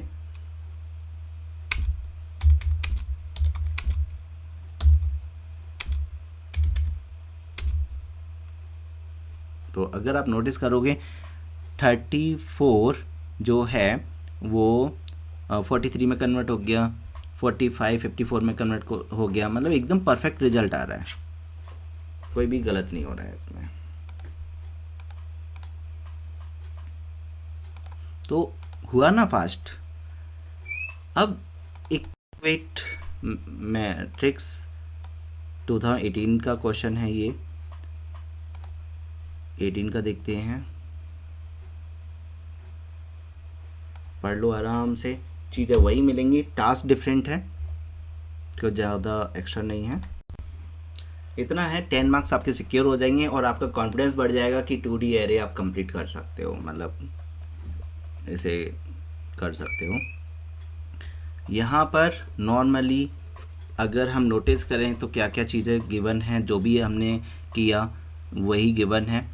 एक एरे है उसमें साइज m और n है, ओके, और एक रीड एरे जिसमें हम इनपुट लेंगे, इसमें 2 ऑब्जेक्ट्स पास होंगे, ओके, जैसे एडर 1 एडर 2 में किया था, एंड एक ऑब्जेक्ट, और यहाँ जो ऑब्जेक्ट है वो रिटर्न नहीं होगा और ना ही वॉइड है, मतलब रिटर्न तो होगा बट ऑब्जेक्ट रिटर्न नहीं होगा, एक इंटीजर वैल्यू रिटर्न होगा, ओके, ऑब्जेक्ट रिटर्न की जगह पर इंटीजर वैल्यू रिटर्न होगा, जो कि हमें स्टेटस बताएगा कि दे आर इक्वल और नॉट।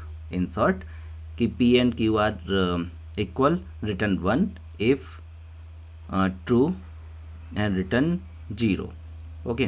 तो अगर रिटर्न 1 हो रहा है तो ट्रू है, मतलब इक्वल है, और अगर रिटर्न 0 हो रहा है इसका मतलब इक्वल नहीं है। तो उसके बिहाफ पर हम चेक करेंगे।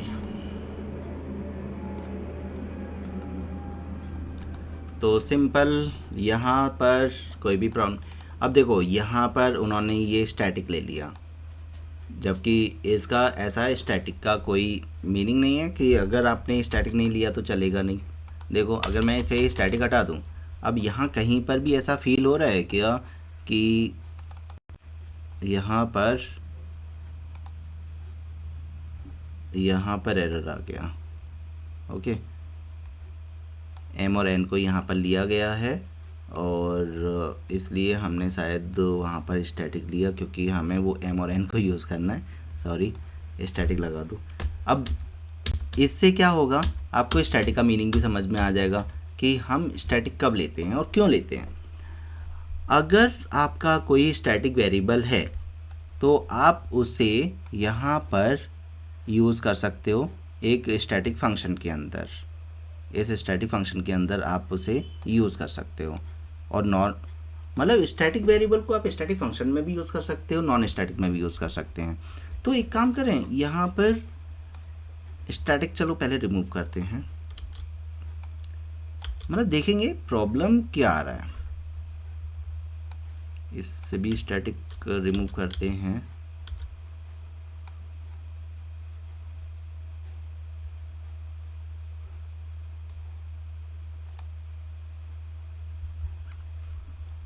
बस ये कि जब मैं कॉल करूँगा तो मुझे जो है ऑब्जेक्ट लगेगा। बस इस चीज़ को हटाने के लिए उन्होंने स्टैटिक लगाया है यहाँ पर।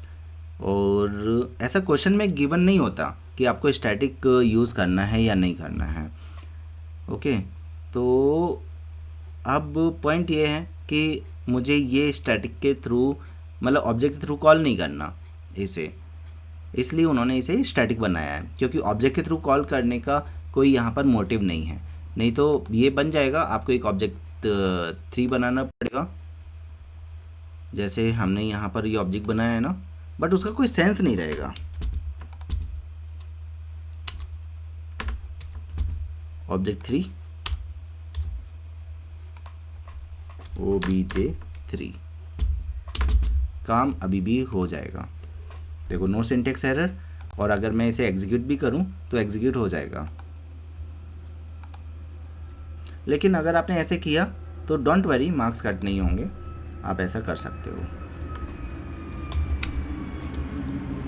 छोटा सा ही मैट्रिक्स ले लिया अभी हमने, और हमने वैल्यूज़ एंटर किए यहाँ पर।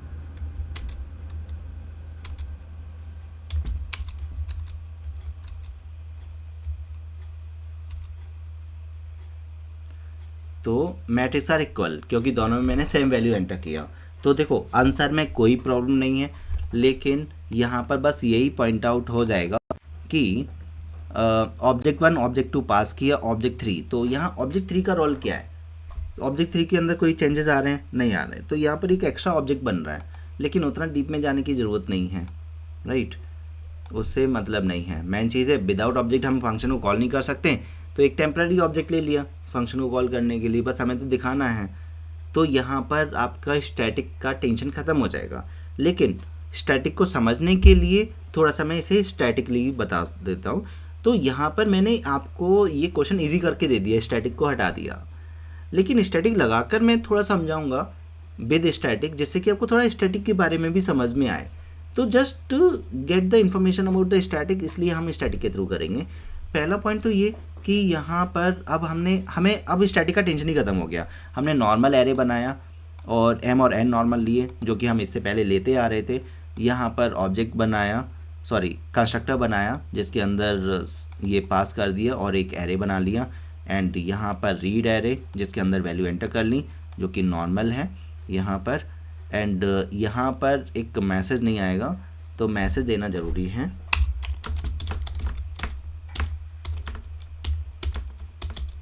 अच्छा, वो मैसेज नीचे दे दिया होगा,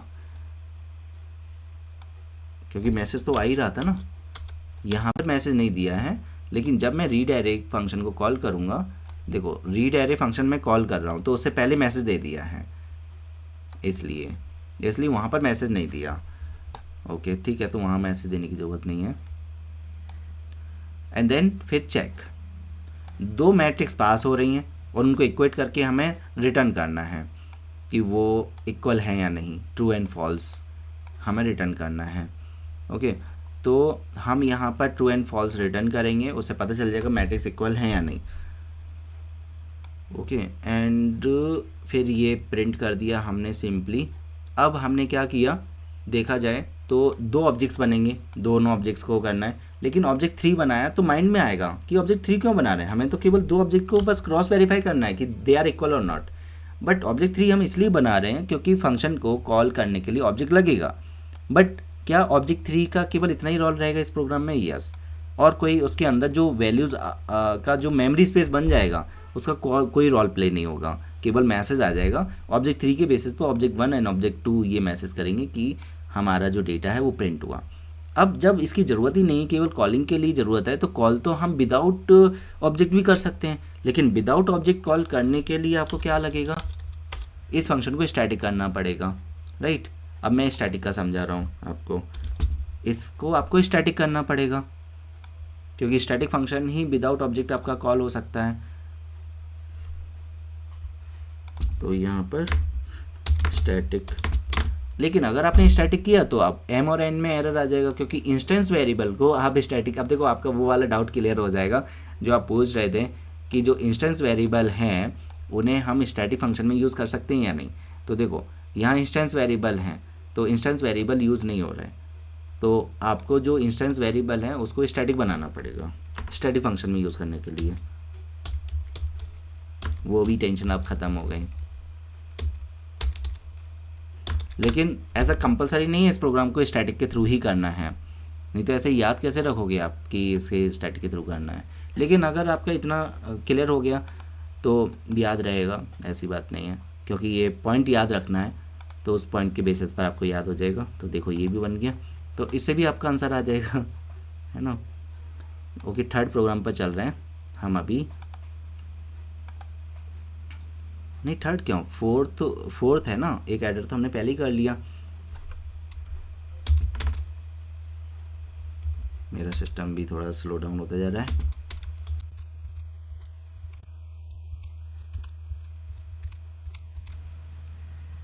तो बहुत मैट्रिक्स आर इक्वल, ये हो गया। एक काम करते हैं, पहले तो इतना वर्डिंग को सेव कर ले। तो देखिए ये क्वेश्चन तो हमारा कंप्लीट हो गया 2018 का, मींस अभी तक हम कंप्लीट कर चुके हैं कंपोजिट और मैट्रिक रिवर्स और इक्वल मैट्रिक्स अभी जो हमने किया, और एडर इससे पहले कर लिया था दोनों तरीके से। अब हम करेंगे ऑड और इवन वाला। ओके, अब ऑड और इवन वाला जो क्वेश्चन है, पहले क्वेश्चन समझ लेते हैं। ऑड और इवन वाला जो क्वेश्चन है वो कौन सा है, एक हमारा एडर तो हो ही गया, फिर ये शिफ्ट वाला आएगा अभी इसके बाद, और मर्जर वाला भी करेंगे। मर्जर वाला इजी है, जल्दी हो जाएगा, शिफ्ट वाले में थोड़ा सा टास्क लगेगा। एंड अभी हम जो डिस्कस करेंगे वो उससे थोड़ा रिलेटेड है, इसलिए हम ये डिस्कस करेंगे ऑड और इवन वाला। अगर ऑड और इवन, और ये मैट्रिक्स का नहीं है, ये है नॉर्मल एरे का है। ओके, तो यहाँ पर 1D एरे, अभी तक हमने नॉर्मल एक 1D एरे का किया, बाकी के 2D एरे के किए, अगेन 1D एरे का आ गया। लेकिन यहाँ पर अगर आप नोटिस करोगे, जो मैं पहले ही आपको बता चुका हूँ वो चीज़ आ रहा है, जैसे odd even, arrange, odd even and odd even, मतलब दो ऑब्जेक्ट्स पास हो रहे हैं। वहाँ जो मैंने बताया था, वन ऑब्जेक्ट को पास करना बताया था, टू ऑब्जेक्ट्स को भी पास करना बताया था, और वन ऑब्जेक्ट को पास करना और वन ऑब्जेक्ट को रिटर्न करना, वो वाला भी हम कर चुके हैं। यहाँ पर दो ऑब्जेक्ट्स पास हो रहे हैं, एक ऑब्जेक्ट रिटर्न हो रहा है, एक ऑब्जेक्ट कॉल करेगा, और अगर हमें ऑब्जेक्ट थ्रू कॉल नहीं करवाना है तो उसे स्टैटिक बना देंगे, तो डिपेंड करेगा। वैसे यहाँ पर दो ही ऑब्जेक्ट्स की ज़रूरत है और थर्ड में आपको रिजल्ट लेके आना है, तो 4 ऑब्जेक्ट की यहाँ पर भी ज़रूरत नहीं है। तो वही दो तरीके से कर सकते हैं, या तो हम एक ऑब्जेक्ट से कॉल करें, एक ऑब्जेक्ट रिटर्न करें और एक ऑब्जेक्ट पास करें। लेकिन क्वेश्चन में तो यहाँ पर क्या है, दो ऑब्जेक्ट्स पास करना नेसेसरी है और एक ऑब्जेक्ट कॉल रिटर्न होना नेसेसरी है, तो हमें कॉलिंग वाले ऑब्जेक्ट्स को थोड़ा सेव करना पड़ेगा, मतलब हटाना पड़ेगा, तो इस फंक्शन को हमें स्टैटिक बनाना पड़ेगा। वैसे भी अगर इन्होंने कुछ बोला है क्या, store the odd number from both parameterised object array, तो नॉर्मली हमें क्या करना है, ऑड नंबर्स को यूज़ करना है followed by the even numbers from the both array and return the object with arranged array and display the array element. तो इससे आपको ये समझ में आ रहा है कि दो एरे हैं जिसमें ऑड और इवन नंबर्स हैं दोनों में, तो पहले ऑड नंबर्स को दोनों ऑब्जेक्ट से निकाल के एक ऑब्जेक्ट में शिफ्ट करेंगे। जैसे थोड़ा सा मैं आइडिया देता हूँ कि क्वेश्चन एग्जैक्टली क्या है, कि P के अंदर सपोज 3 4 5 दे रखा है और Q के अंदर है 6 8 एंड 7 दे रखा है। तो पहले तो ऑड नंबर्स को, जो आपका रिजल्ट एरे होगा, सपोज़ आपका रिजल्ट एरे है तो इसके अंदर पहले तो ऑड नंबर्स आएंगे। तो ऑड नंबर 3 एंड 5 यहाँ पर आ जाएगा, इधर से ऑड नंबर 7 आ जाएगा। ओके, 3 एंड 5, तो 3 5 7। अब इवन नंबर्स, मतलब यहाँ से 4 हो जाएगा, यहाँ से हमारा 6 और 8 आ जाएगा। सॉरी। तो इस टाइप से ये रिजल्ट हमें चाहिए, ठीक है, जिसमें हम 2 ऑब्जेक्ट्स पास करेंगे और इसके अंदर रिजल्ट आ जाएगा। बाकी का ऑलमोस्ट कॉमन चीज़ें हैं जो अभी तक हम कर रहे हैं, उसमें ज़्यादा कुछ नया नहीं, थोड़ा सा नया सीखने को मिलेगा इस क्वेश्चन में, वो देखेंगे कि क्या नया है ये। तो अगेन एग्जीक्यूशन करके हम इसे चेक करेंगे। यहाँ पर हमने एक एरे बनाया, 1D एरे, अभी तक हम 2D एरे बना रहे थे। फिर यहाँ, और ये 2019 में तो नहीं है, ये है हमारा कौन सा, मतलब ये सैम्पल पेपर है। ओके, मैंने इसमें ईयर नहीं लिखा है, तो ये सैम्पल पेपर समझ लो, सैम्पल पेपर का है। ओके, और हो सकता है किसी ना किसी ईयर में आया भी हो, तो वो आप देख लेना ऑर्डर इवन कहाँ पर है। फिर हमने यहाँ पर एक कंस्ट्रक्टर बनाया और उसके अंदर mm में जो डेटा था m के अंदर, क्योंकि यहाँ तो एक ही साइज़ लगेगा, m और n नहीं लगेगा, राइट। फिर हमने एरे में मेमोरी दिया। तो ये की पॉइंट्स हैं, इनको ध्यान में रखो कि कैसे मेमोरी देते हैं। यहाँ पर ये स्क्वायर ब्रैकेट मत लगा देना, गलत हो जाएगा, ठीक है। तो यहाँ पर मेमोरी देते हैं तो कैसे देते हैं। और फिर हमने एरे में डेटा फिल किया, कॉमन कॉन्सेप्ट, टाइम स्पेंड करने की ज़रूरत नहीं है। जो भी हमें टाइम स्पेंड करना है तो इस कॉन्सेप्ट में करना है। अब देखो, इस फंक्शन को मैंने स्टैटिक इसलिए बनाया क्योंकि मैं ऑब्जेक्ट के थ्रू कॉल नहीं करूँगा, इसे मैं डायरेक्ट कॉल करूँगा, जिसमें 2 ऑब्जेक्ट्स आएंगे, एक ऑब्जेक्ट रिटर्न होगा, मेरा काम हो जाएगा। वी नीड 3 ऑब्जेक्ट्स, एक रिटर्न हो रहा है, 2 ऑब्जेक्ट पास हो रहे हैं। और अगर मैं कॉलिंग के लिए भी ऑब्जेक्ट लगाया तो प्रॉब्लम हो जाएगी। तो यहाँ पर इसका जो कॉलिंग स्टेप होगा वो है, कॉलिंग स्टेप लिखते हैं इसका, यहाँ पर ये है। तो इस फंक्शन को समझ लेते हैं, और इस फंक्शन को समझने से भी पहले हम एक पॉइंट और समझ लेते हैं। यहाँ पर मेन फंक्शन, हमने एंटर साइज ऑफ एरे किया, x के अंदर साइज ले लिया, 3 ऑब्जेक्ट्स बनाए। ओके, तो OB1 के अंदर वो साइज़ फिक्स हो गया होगा। अगर मैंने 3 लिया है तो 3 OB1 में चला गया, OB2 में भी 3 चला गया। एंड चाहे तो हम OB2 में कोई दूसरा साइज़ भी ले सकते हैं, ज़रूरी नहीं कि सेम साइज़ ही लेना है, दूसरा साइज़ भी ले सकते हैं। क्वेश्चन में ऐसा कुछ मेंटेन नहीं है, या फिर क्वेश्चन भी देखो, बार बार क्वेश्चन को भी थोड़ा रीड करते हुए चलो। यहाँ पर 1 दोनों में साइज़ सेम, 1 2 3 4 5 6, 1 2 3 4 5 6 7, देखो अलग अलग है साइज़। तो मैंने क्या किया, यहाँ से तो यूज़र से ले लिया और यहाँ पर भी यूज़र से ही ले लो।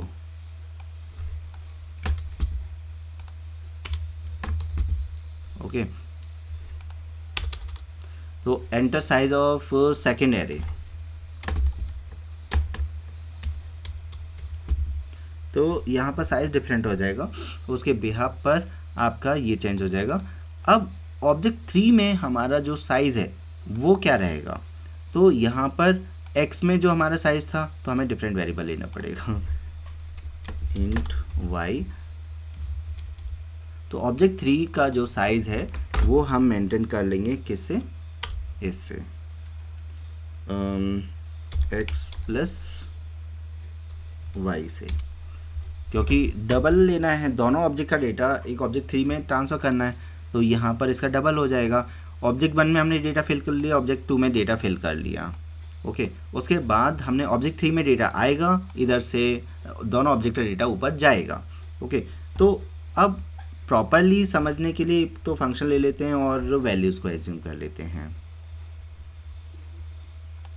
यहाँ पर है, ये ऑब्जेक्ट कॉल हो रहा है, इसका मतलब OB1 में कोई डेटा होगा, OBJ1 में डेटा होगा, एक एरे के अंदर सपोज़ 5 है, 4 है, 9 है, और OBJ2 में जो डेटा है वो मान के चलो आपका 8 है, ओके, 6 है, एंड 3 ले लेते हैं, और एक और डेटा, यहाँ पर 3 डेटा ले रहे हैं, यहाँ पर 4 डेटा ले लेते हैं।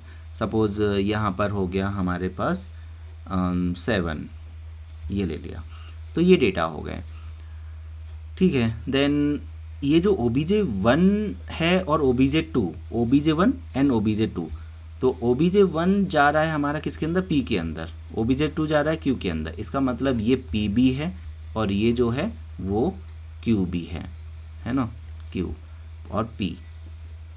अब हमने नॉर्मली एक काम किया, P डॉट, अब एक और ऑब्जेक्ट, क्योंकि जो हमें रिटर्न करना है, हमें ऑब्जेक्ट रिटर्न करना है, तो हमें एक ऑब्जेक्ट और बनाना पड़ेगा एक्स्ट्रा। ये OBJ1 था, ये OBJ2, नीचे OBJ3 भी है जिसमें रिटर्न होकर आएगा, लेकिन हमें अभी इस OBJ से मतलब है। एक हमारा ये OBJ भी बना, OBJ। इधर आपका जो साइज़ है एरे का वो बन जाएगा कितना, यहाँ 3 है और यहाँ पर 4 है, तो 7 उसका साइज़ बन गया। तो 7 वैल्यूज़ यहाँ पर ट्रांसफ़र होंगी। कैसे होंगी वो देखते हैं। अब K 0 लिया, I लिया, 0 से लेकर P.M तक चलाया। P.M क्या होगा यहाँ पर 3, क्योंकि इसके लिए बात हो रही है। M साइज़ है एक्चुअली दोनों ऑब्जेक्ट्स का। अब अगर आपको जैसे मैंने बोला है, अगर उस टाइप से समझोगे तो और बेटर समझ में आएगा, क्योंकि मैं अपने ही रूल को थोड़ा ओमिट कर रहा हूँ। नॉर्मली मैंने आपको बताया है कि जब भी आपको क्लास एंड ऑब्जेक्ट के प्रोग्राम समझने हैं तो आपको क्या करना है, ये बनाने, बॉक्सेस बनाने हैं, OBJ1, क्योंकि उसमें फिर कोई प्रॉब्लम नहीं रहेगी। OBJ1 एंड OBJ1 का डेटा P में आ रहा है तो यही P हो गया, एंड इसमें एक एरे था आपका और इसमें एक M भी था। M में आया है 3 एक्चुअली, क्योंकि यहाँ पर मैंने 3 ट्रांसफ़र किया है। नीचे से अगर हम OBJ1 को कॉल करेंगे तो 3 ट्रांसफ़र करेंगे, और जो x का वैल्यू होगा, x का वैल्यू 3 एंड y का वैल्यू 4, और जो OBJ2 में बना रहा हूँ वहाँ पर 4 पास होगा। M में वैल्यू 4 है, तो इसकी वैल्यूज़ मैंने सपोज़ 4, 8, 3 ये लिया, और यहाँ पर जो मैंने लिया, क्योंकि यहाँ 3 वैल्यूज़ लेनी पड़ेंगी और यहाँ 4 वैल्यूज़ लेनी पड़ेंगी। सपोज़ यहाँ पर मैंने 9 ले लिया, ओके, 6 ले लिया और 7 ले लिया एंड 2 ले लिया। सपोज़ यहाँ पर ये मैंने 4 वैल्यूज़ ले ली। इन शॉर्ट थोड़ा सा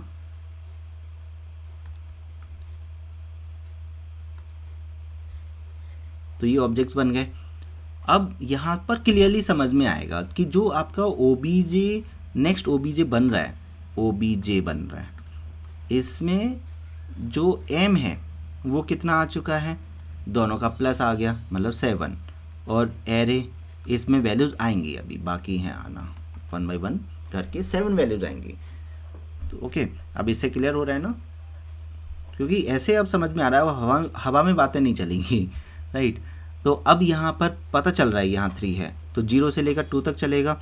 यहाँ पर जो भी ऑड वैल्यूज़ होंगी, अब देखो यहाँ K है, यहाँ पर जो पोजीशंस हैं वो K मेंटेन करेगा, K में 0 है, ठीक है, और K plus plus post operator है तो प्लस बाद में होगा, K में पहले से 0 है, प्लस बाद में होगा, पहले वैल्यू ट्रांसफ़र हो जाएगी। तो पहले देखो कि यहाँ पर क्या ये ऑड वैल्यूज़ है पहली, तो ऑड वैल्यू तो नहीं है, क्या दूसरी वो ऑड वैल्यू है, नहीं है, तीसरी ऑड वैल्यू है, यस, तो यहाँ 3 आ जाएगा और K में 0 की जगह K में आ जाएगा 1, तो K आपका यहाँ आ गया। अब K में 1 है और यहाँ 3 आ चुका है, और इसका काम भी ख़त्म हो गया क्योंकि बाकी वैल्यूज़ इवन है। फिर हम आए यहाँ पर, ये चलेगा आपका 4 टाइम, राइट, और यहाँ अगेन अब K1 पर वैल्यू ट्रांसफ़र होगा, और ये सभी वैल्यूज़ कहाँ जा रही है, OBJ के अंदर जा रहे हैं, ये OBJ, राइट। तो अब फर्स्ट वैल्यू 9 है, कंडीशन ट्रू हो जाएगी तो यहाँ 9 आ जाएगा। फिर K यहाँ शिफ्ट हो गया 2 पर, फिर ये फॉल्स, ये ट्रू हो जाएगा तो यहाँ पर 7 आ जाएगा। तो ये इतना काम ख़त्म हो गया, मतलब ऑड वैल्यूज़ यहाँ पर आ गई दोनों में से फिल्टर करके। अगेन सेम टास्क परफॉर्म किया है कि आपका यहाँ आ चुका है। फिर यहाँ से हमारा अगेन हमने लूप लगाया। देखो ये सब चीज़ एक लूप में नहीं कर सकते, है ना। अगर आप सोचो एक लूप में कर दो, पॉसिबल नहीं हो पाएगा, अलग अलग आपको लूप लगानी पड़ेंगी। फिर यहाँ से हमारा 4 और 8 आ जाएगा, यहाँ 4 आ जाएगा, 8 आ जाएगा, कि आपका कंटिन्यूसली आगे बढ़ ही रहा है। यहाँ से 6 और 2 आ जाएगा, तो ये आंसर हमारा बन जाएगा इन शॉर्ट। ओके, तो ये बस लॉजिक लगाया है यहाँ पर, और उसके बाद फिर प्रिंट कर दिया। इसे एग्जीक्यूट करके देख लेते हैं।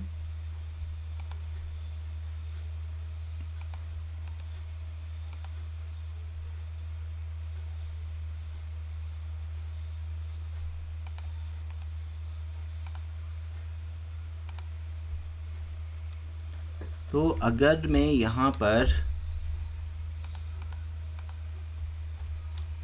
वैल्यू एंटर करता हूँ सपोज 3, और सेकेंड एरे का साइज सपोज 4, और यहाँ पर फिर मैं वैल्यू अपनी तरफ से रेंडमली एंटर कर देता हूँ।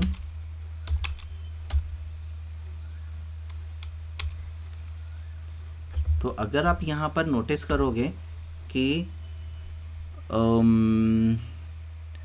यहाँ पर एक वैल्यू कम आया है, क्योंकि मैंने यहाँ पर 3 एंटर किया था, सेकेंड एरे का साइज़ 4 एंटर किया था, तो यहाँ 4 एंटर नहीं हुआ। देखो थोड़ी सी गलती होगी, तो वहाँ देखते हैं क्या हम पास करना तो नहीं भूल गए। वाई में डेटा लिया लेकिन पास नहीं किया होगा। देखो अपने भी पता चल जाता है कि एरर क्या है। देखो यहाँ पर वाई में तो लिया लेकिन वाई पास नहीं किया।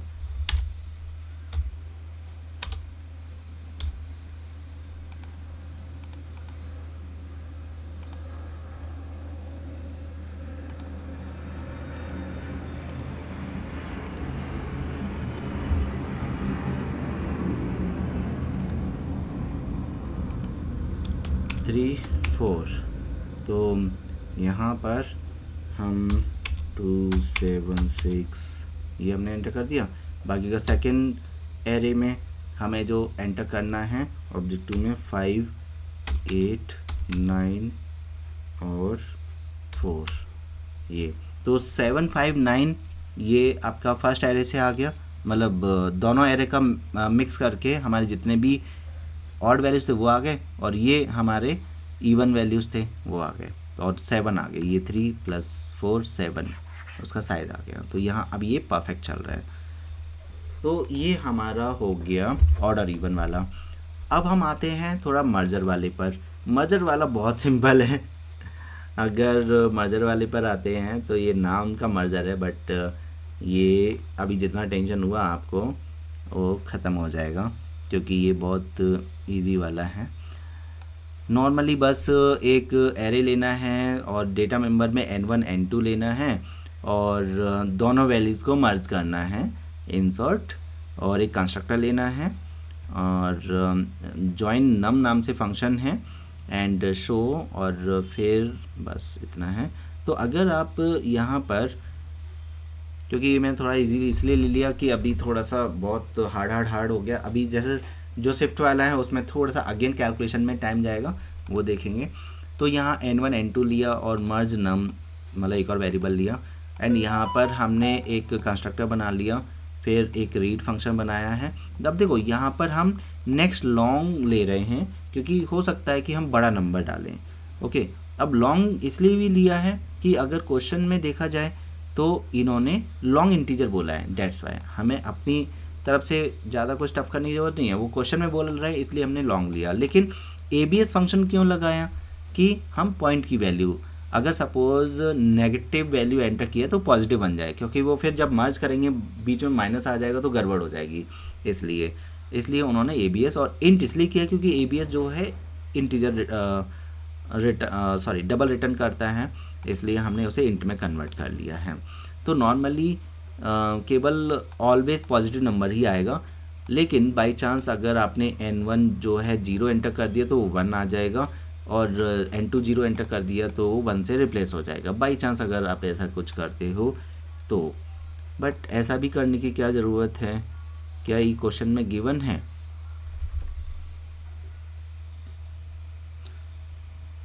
To positive integer that are greater than 0 and produce newly merge, तो ग्रेटर देन 0 ही होना चाहिए, लेकिन यूज़र तो कुछ भी डाल सकता है, इसलिए अगर 0 डाल दिया है तो वो 1 आ जाना चाहिए। इवन नेगेटिव डाला, देखो नेगेटिव के लिए तो हमने ABS लगा दिया है। अब ये मत समझना कि जीरो के लिए लगा दिया, नेगेटिव के लिए फिर क्या करें। नेगेटिव में अगर सपोज -45 एंटर किया तो वो 45 में कन्वर्ट हो जाएगा, तो उसका टेंशन नहीं है, केवल जीरो का प्रॉब्लम आएगा, इसलिए जीरो को हमने स्पेसिफिक चेक किया। तो ये सब कुछ हम अपनी मर्जी से नहीं लिख रहे, सब कुछ क्वेश्चन में गिवन है, वहाँ से ये सब चीज़ आ रही है। उसके बाद वॉइड ज्वाइन, अब नॉर्मल प्लस कर दिया तो वो प्लस हो जाएगा, ज्वाइन नहीं होगा, तो हमने पहले उसे स्ट्रिंग में कन्वर्ट किया, ओके। उसके बाद उसे प्लस किया तो वो ज्वाइन हो जाएगा आपका, है ना। उसके बाद फिर हमने उसे इंटीजर में कन्वर्ट कर लिया, क्योंकि जो मर्ज नम है वो इंटीजर टाइप है, यहाँ पर जो एक्स्ट्रा वेरिएबल है वो लॉन्ग टाइप है, तो हमें ये कन्वर्जन तो लगेगा ही लगेगा। हम इसको स्किप नहीं कर सकते, इसका मतलब एक इजी वे नहीं कर सकते, ये वाला तो लगेगा। हाँ, इसकी जगह पर मैं एक काम कर सकता हूँ, अगर आपने ऐसा सपोज नहीं किया तो इसका एक शॉर्टकट है। आपने सपोज दो वेरिएबल नहीं बनाए तो डबल कोट से क्या होता है, वो स्ट्रिंग में कन्वर्ट हो जाता है, तो आप n1 प्लस n2 कर सकते हो। तो ये शॉर्टकट आप अप्लाई कर सकते हो इंस्टेड दिस वन, क्योंकि अभी भी ये स्ट्रिंग में कन्वर्ट हो जाएगा, तो ये केवल ज्वाइन ही होगा, ये प्लस नहीं हो पाएगा डबल कोट्स की वजह से। But long dot parse long तो आपको करना ही पड़ेगा, इसका कोई शॉर्टकट नहीं है इसे कन्वर्ट करने के लिए, ओके। तो सिंपली अगर आप नोटिस करोगे तो हमने क्या किया, n1 n2 में वैल्यू एंटर किया, और इस फंक्शन में कुछ ज़्यादा एफर्ट नहीं डाला। n1 में सपोज़ 45 है, n2 में अगर 62 है, तो यहाँ पर इससे आपको पता है, और एक एक्स्ट्रा वेरिएबल ले लिया मर्ज नाम से, और उसमें 45 एंड 62 आ जाएगा। लेकिन मेन वेरिएबल जो है मर्ज नाम है, जो कि लॉन्ग है, तो इस नंबर को मुझे लॉन्ग में भी डालना पड़ेगा, तो लॉन्ग डॉट पार्स लॉन्ग से हमने उसको कन्वर्ट कर लिया सिंपली। देखो कितना जल्दी हो गया, राइट। तो ऐसा नहीं कि टफ ही आएंगे, उसके अंदर का जो टास्क है, देखो देखने में तो ये बहुत बड़ा लग रहा है, बस उसकी जो छोटी छोटी जो चीज़ें हैं उसको थोड़ा सा पॉइंट आउट करना है, ध्यान में रखना है। और तो यहाँ टास्क हैवी नहीं होगा, लॉजिक हैवी नहीं होगा, बस उनकी जो छोटी छोटी चीज़ें हैं बस उनको मेंटेन करके रखो। देखो आगे एकदम परफेक्ट। अब आ जाते हैं लास्ट क्वेश्चन, क्योंकि इसके बाद जो दो क्वेश्चंस मैं आपको दूंगा वो तो आपके एज अ होमवर्क रहेगा, ठीक है। अब इस क्वेश्चन में जो ये शिफ्ट वाला है, इसमें थोड़ा सा ही एक्स्ट्रा कैलकुलेशन है, वो देखेंगे क्या कैलकुलेशन है। अगर क्वेश्चन को हम नोटिस करें कि क्वेश्चन में क्या है, तो देखते हैं।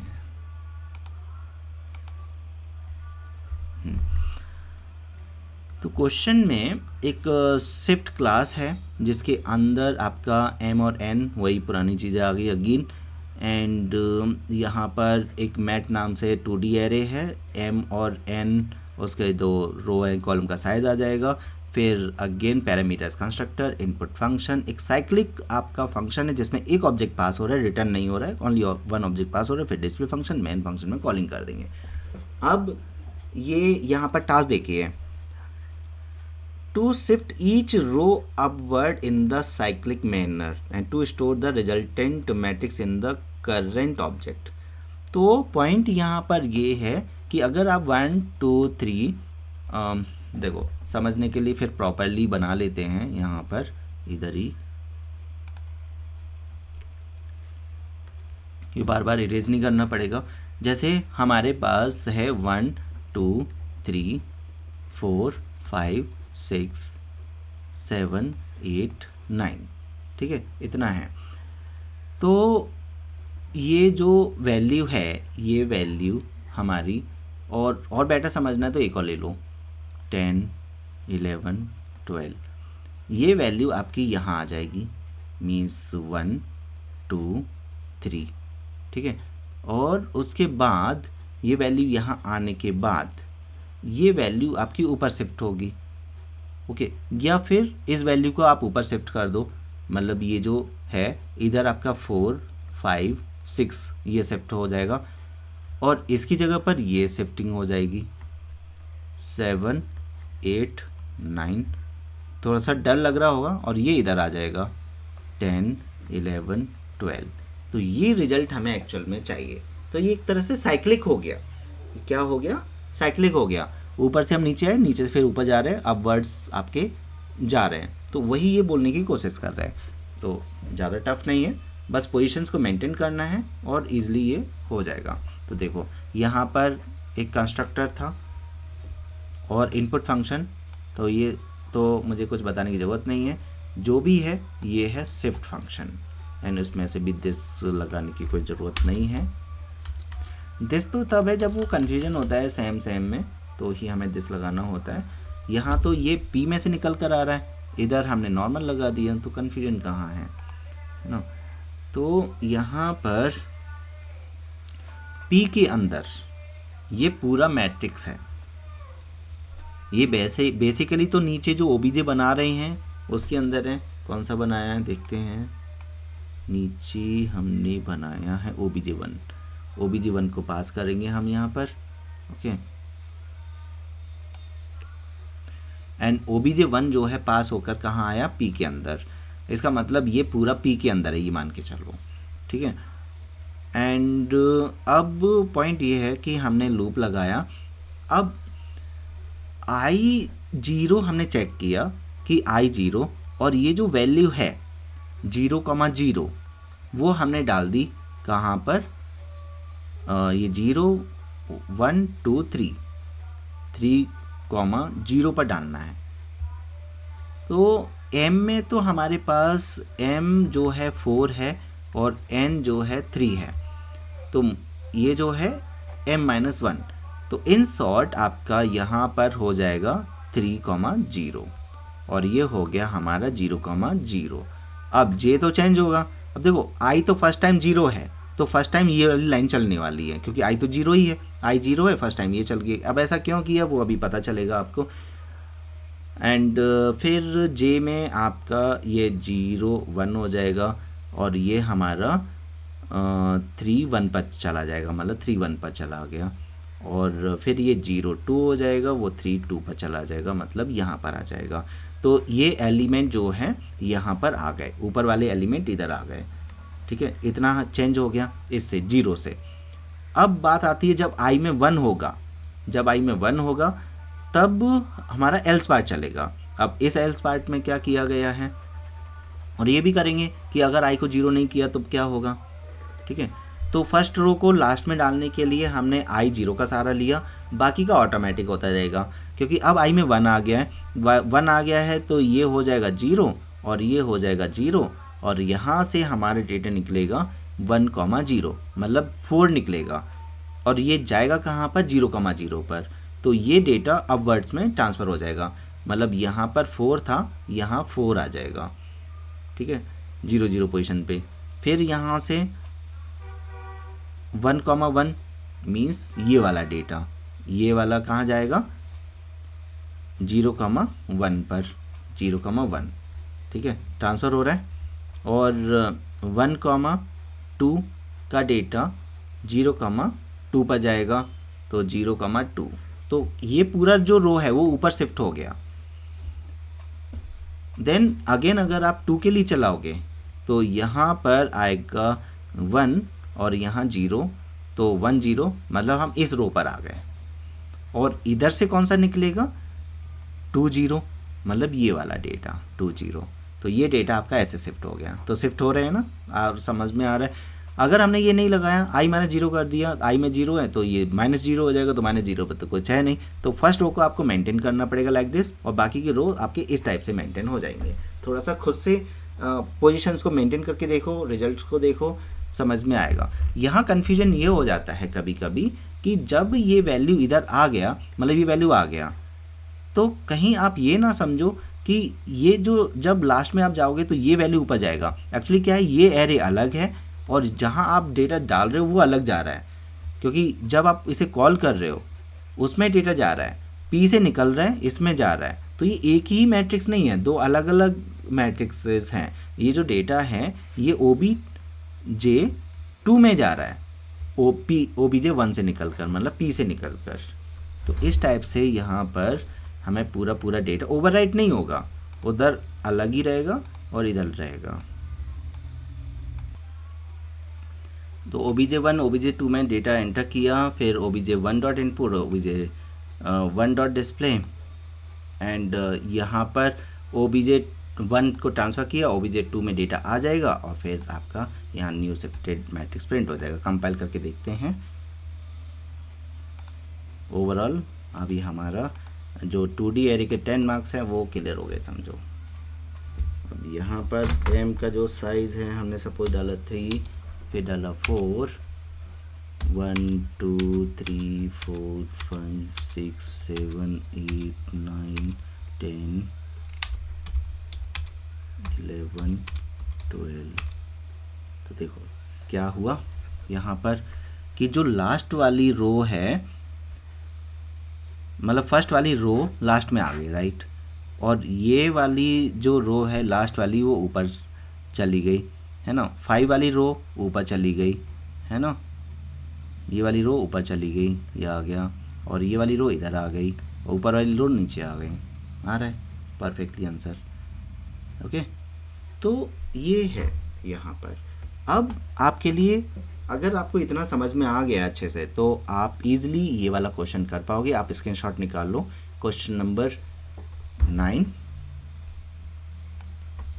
क्वेश्चन नंबर 9, और आप मुझे व्हाट्सअप कर सकते हो 7798161873 इसका सॉल्यूशन। अगर कुछ गलत होगा तो मैं इसका सॉल्यूशन आपको सेंड कर दूंगा। एंड तो यहाँ पर नॉर्मली एक 1D एरे है, 2 पोजीशंस हैं और एक आपको इंसर्ट करना है और रिमूव करना है। नॉर्मली पॉइंट ये है कि हमारे पास एक एरे बन चुका है सपोज़ 7 8 9 2। अब इसमें कोई position they the, position 1 suppose they दिया 3, तो थर्ड पोजीशन पे आपको डेटा ट्रांसफ़र करना है ना। क्या बोला जा रहा है यहाँ पर, insert position of the insertion and element. तो यहाँ पर जैसे पोजीशन 3 एंटर किया और एक एलिमेंट आपने एंटर किया, सपोज़ 5 एंटर किया, तो पोजीशन 3 पर वो 5 एंटर हो जाना चाहिए बस। तो यहाँ पर आपका जो डेटा है वो एंटर हो जाना चाहिए पोजीशन नंबर 3 पर, और रिमूव करना है तो रिमूव हो जाना चाहिए। जो पोजीशन बताया जाए, सपोज़ 3 पोजीशन बता दिया तो वो रिमूव हो जाना चाहिए। तो कैसे रिमूव होगा, कैसे इंसर्ट होगा, वो आप ट्राई करना। एंड कोई भी प्रॉब्लम होगी तो मैं बताता हूँ। इधर आपका अगेन ये तो बिल्कुल अभी जो हमने क्वेश्चन इससे पहले कौन सा वाला किया था, रिवर्स मैट्रिक्स था या फिर एक तरह से, क्योंकि यहाँ पर ऑब्जेक्ट रिटर्न भी हो रहा है, ऑब्जेक्ट पास भी हो रहा है, तो ऑब्जेक्ट रिटर्न भी करना है, ऑब्जेक्ट पास भी करना है। And merge the current object array with the parameters array and return the resultant array. तो जो हम एरे पास कर रहे हैं और एरे कॉल पास हो रहा है और एक एरे कॉल कर रहा है, दोनों एरे को मिक्स करके आपको डिस्प्ले करना है। ओके, तो ये वाले क्वेश्चंस आप इजीली कर सकते हो। देखते हैं आपको कितना समझ में आया। चलो मिलते हैं, और इसी टाइप का मैं स्ट्रिंग का भी लेके आने वाला हूँ 1 शॉट, तो उसमें स्ट्रिंग के प्रोग्राम्स का सॉल्यूशन हो जाएगा।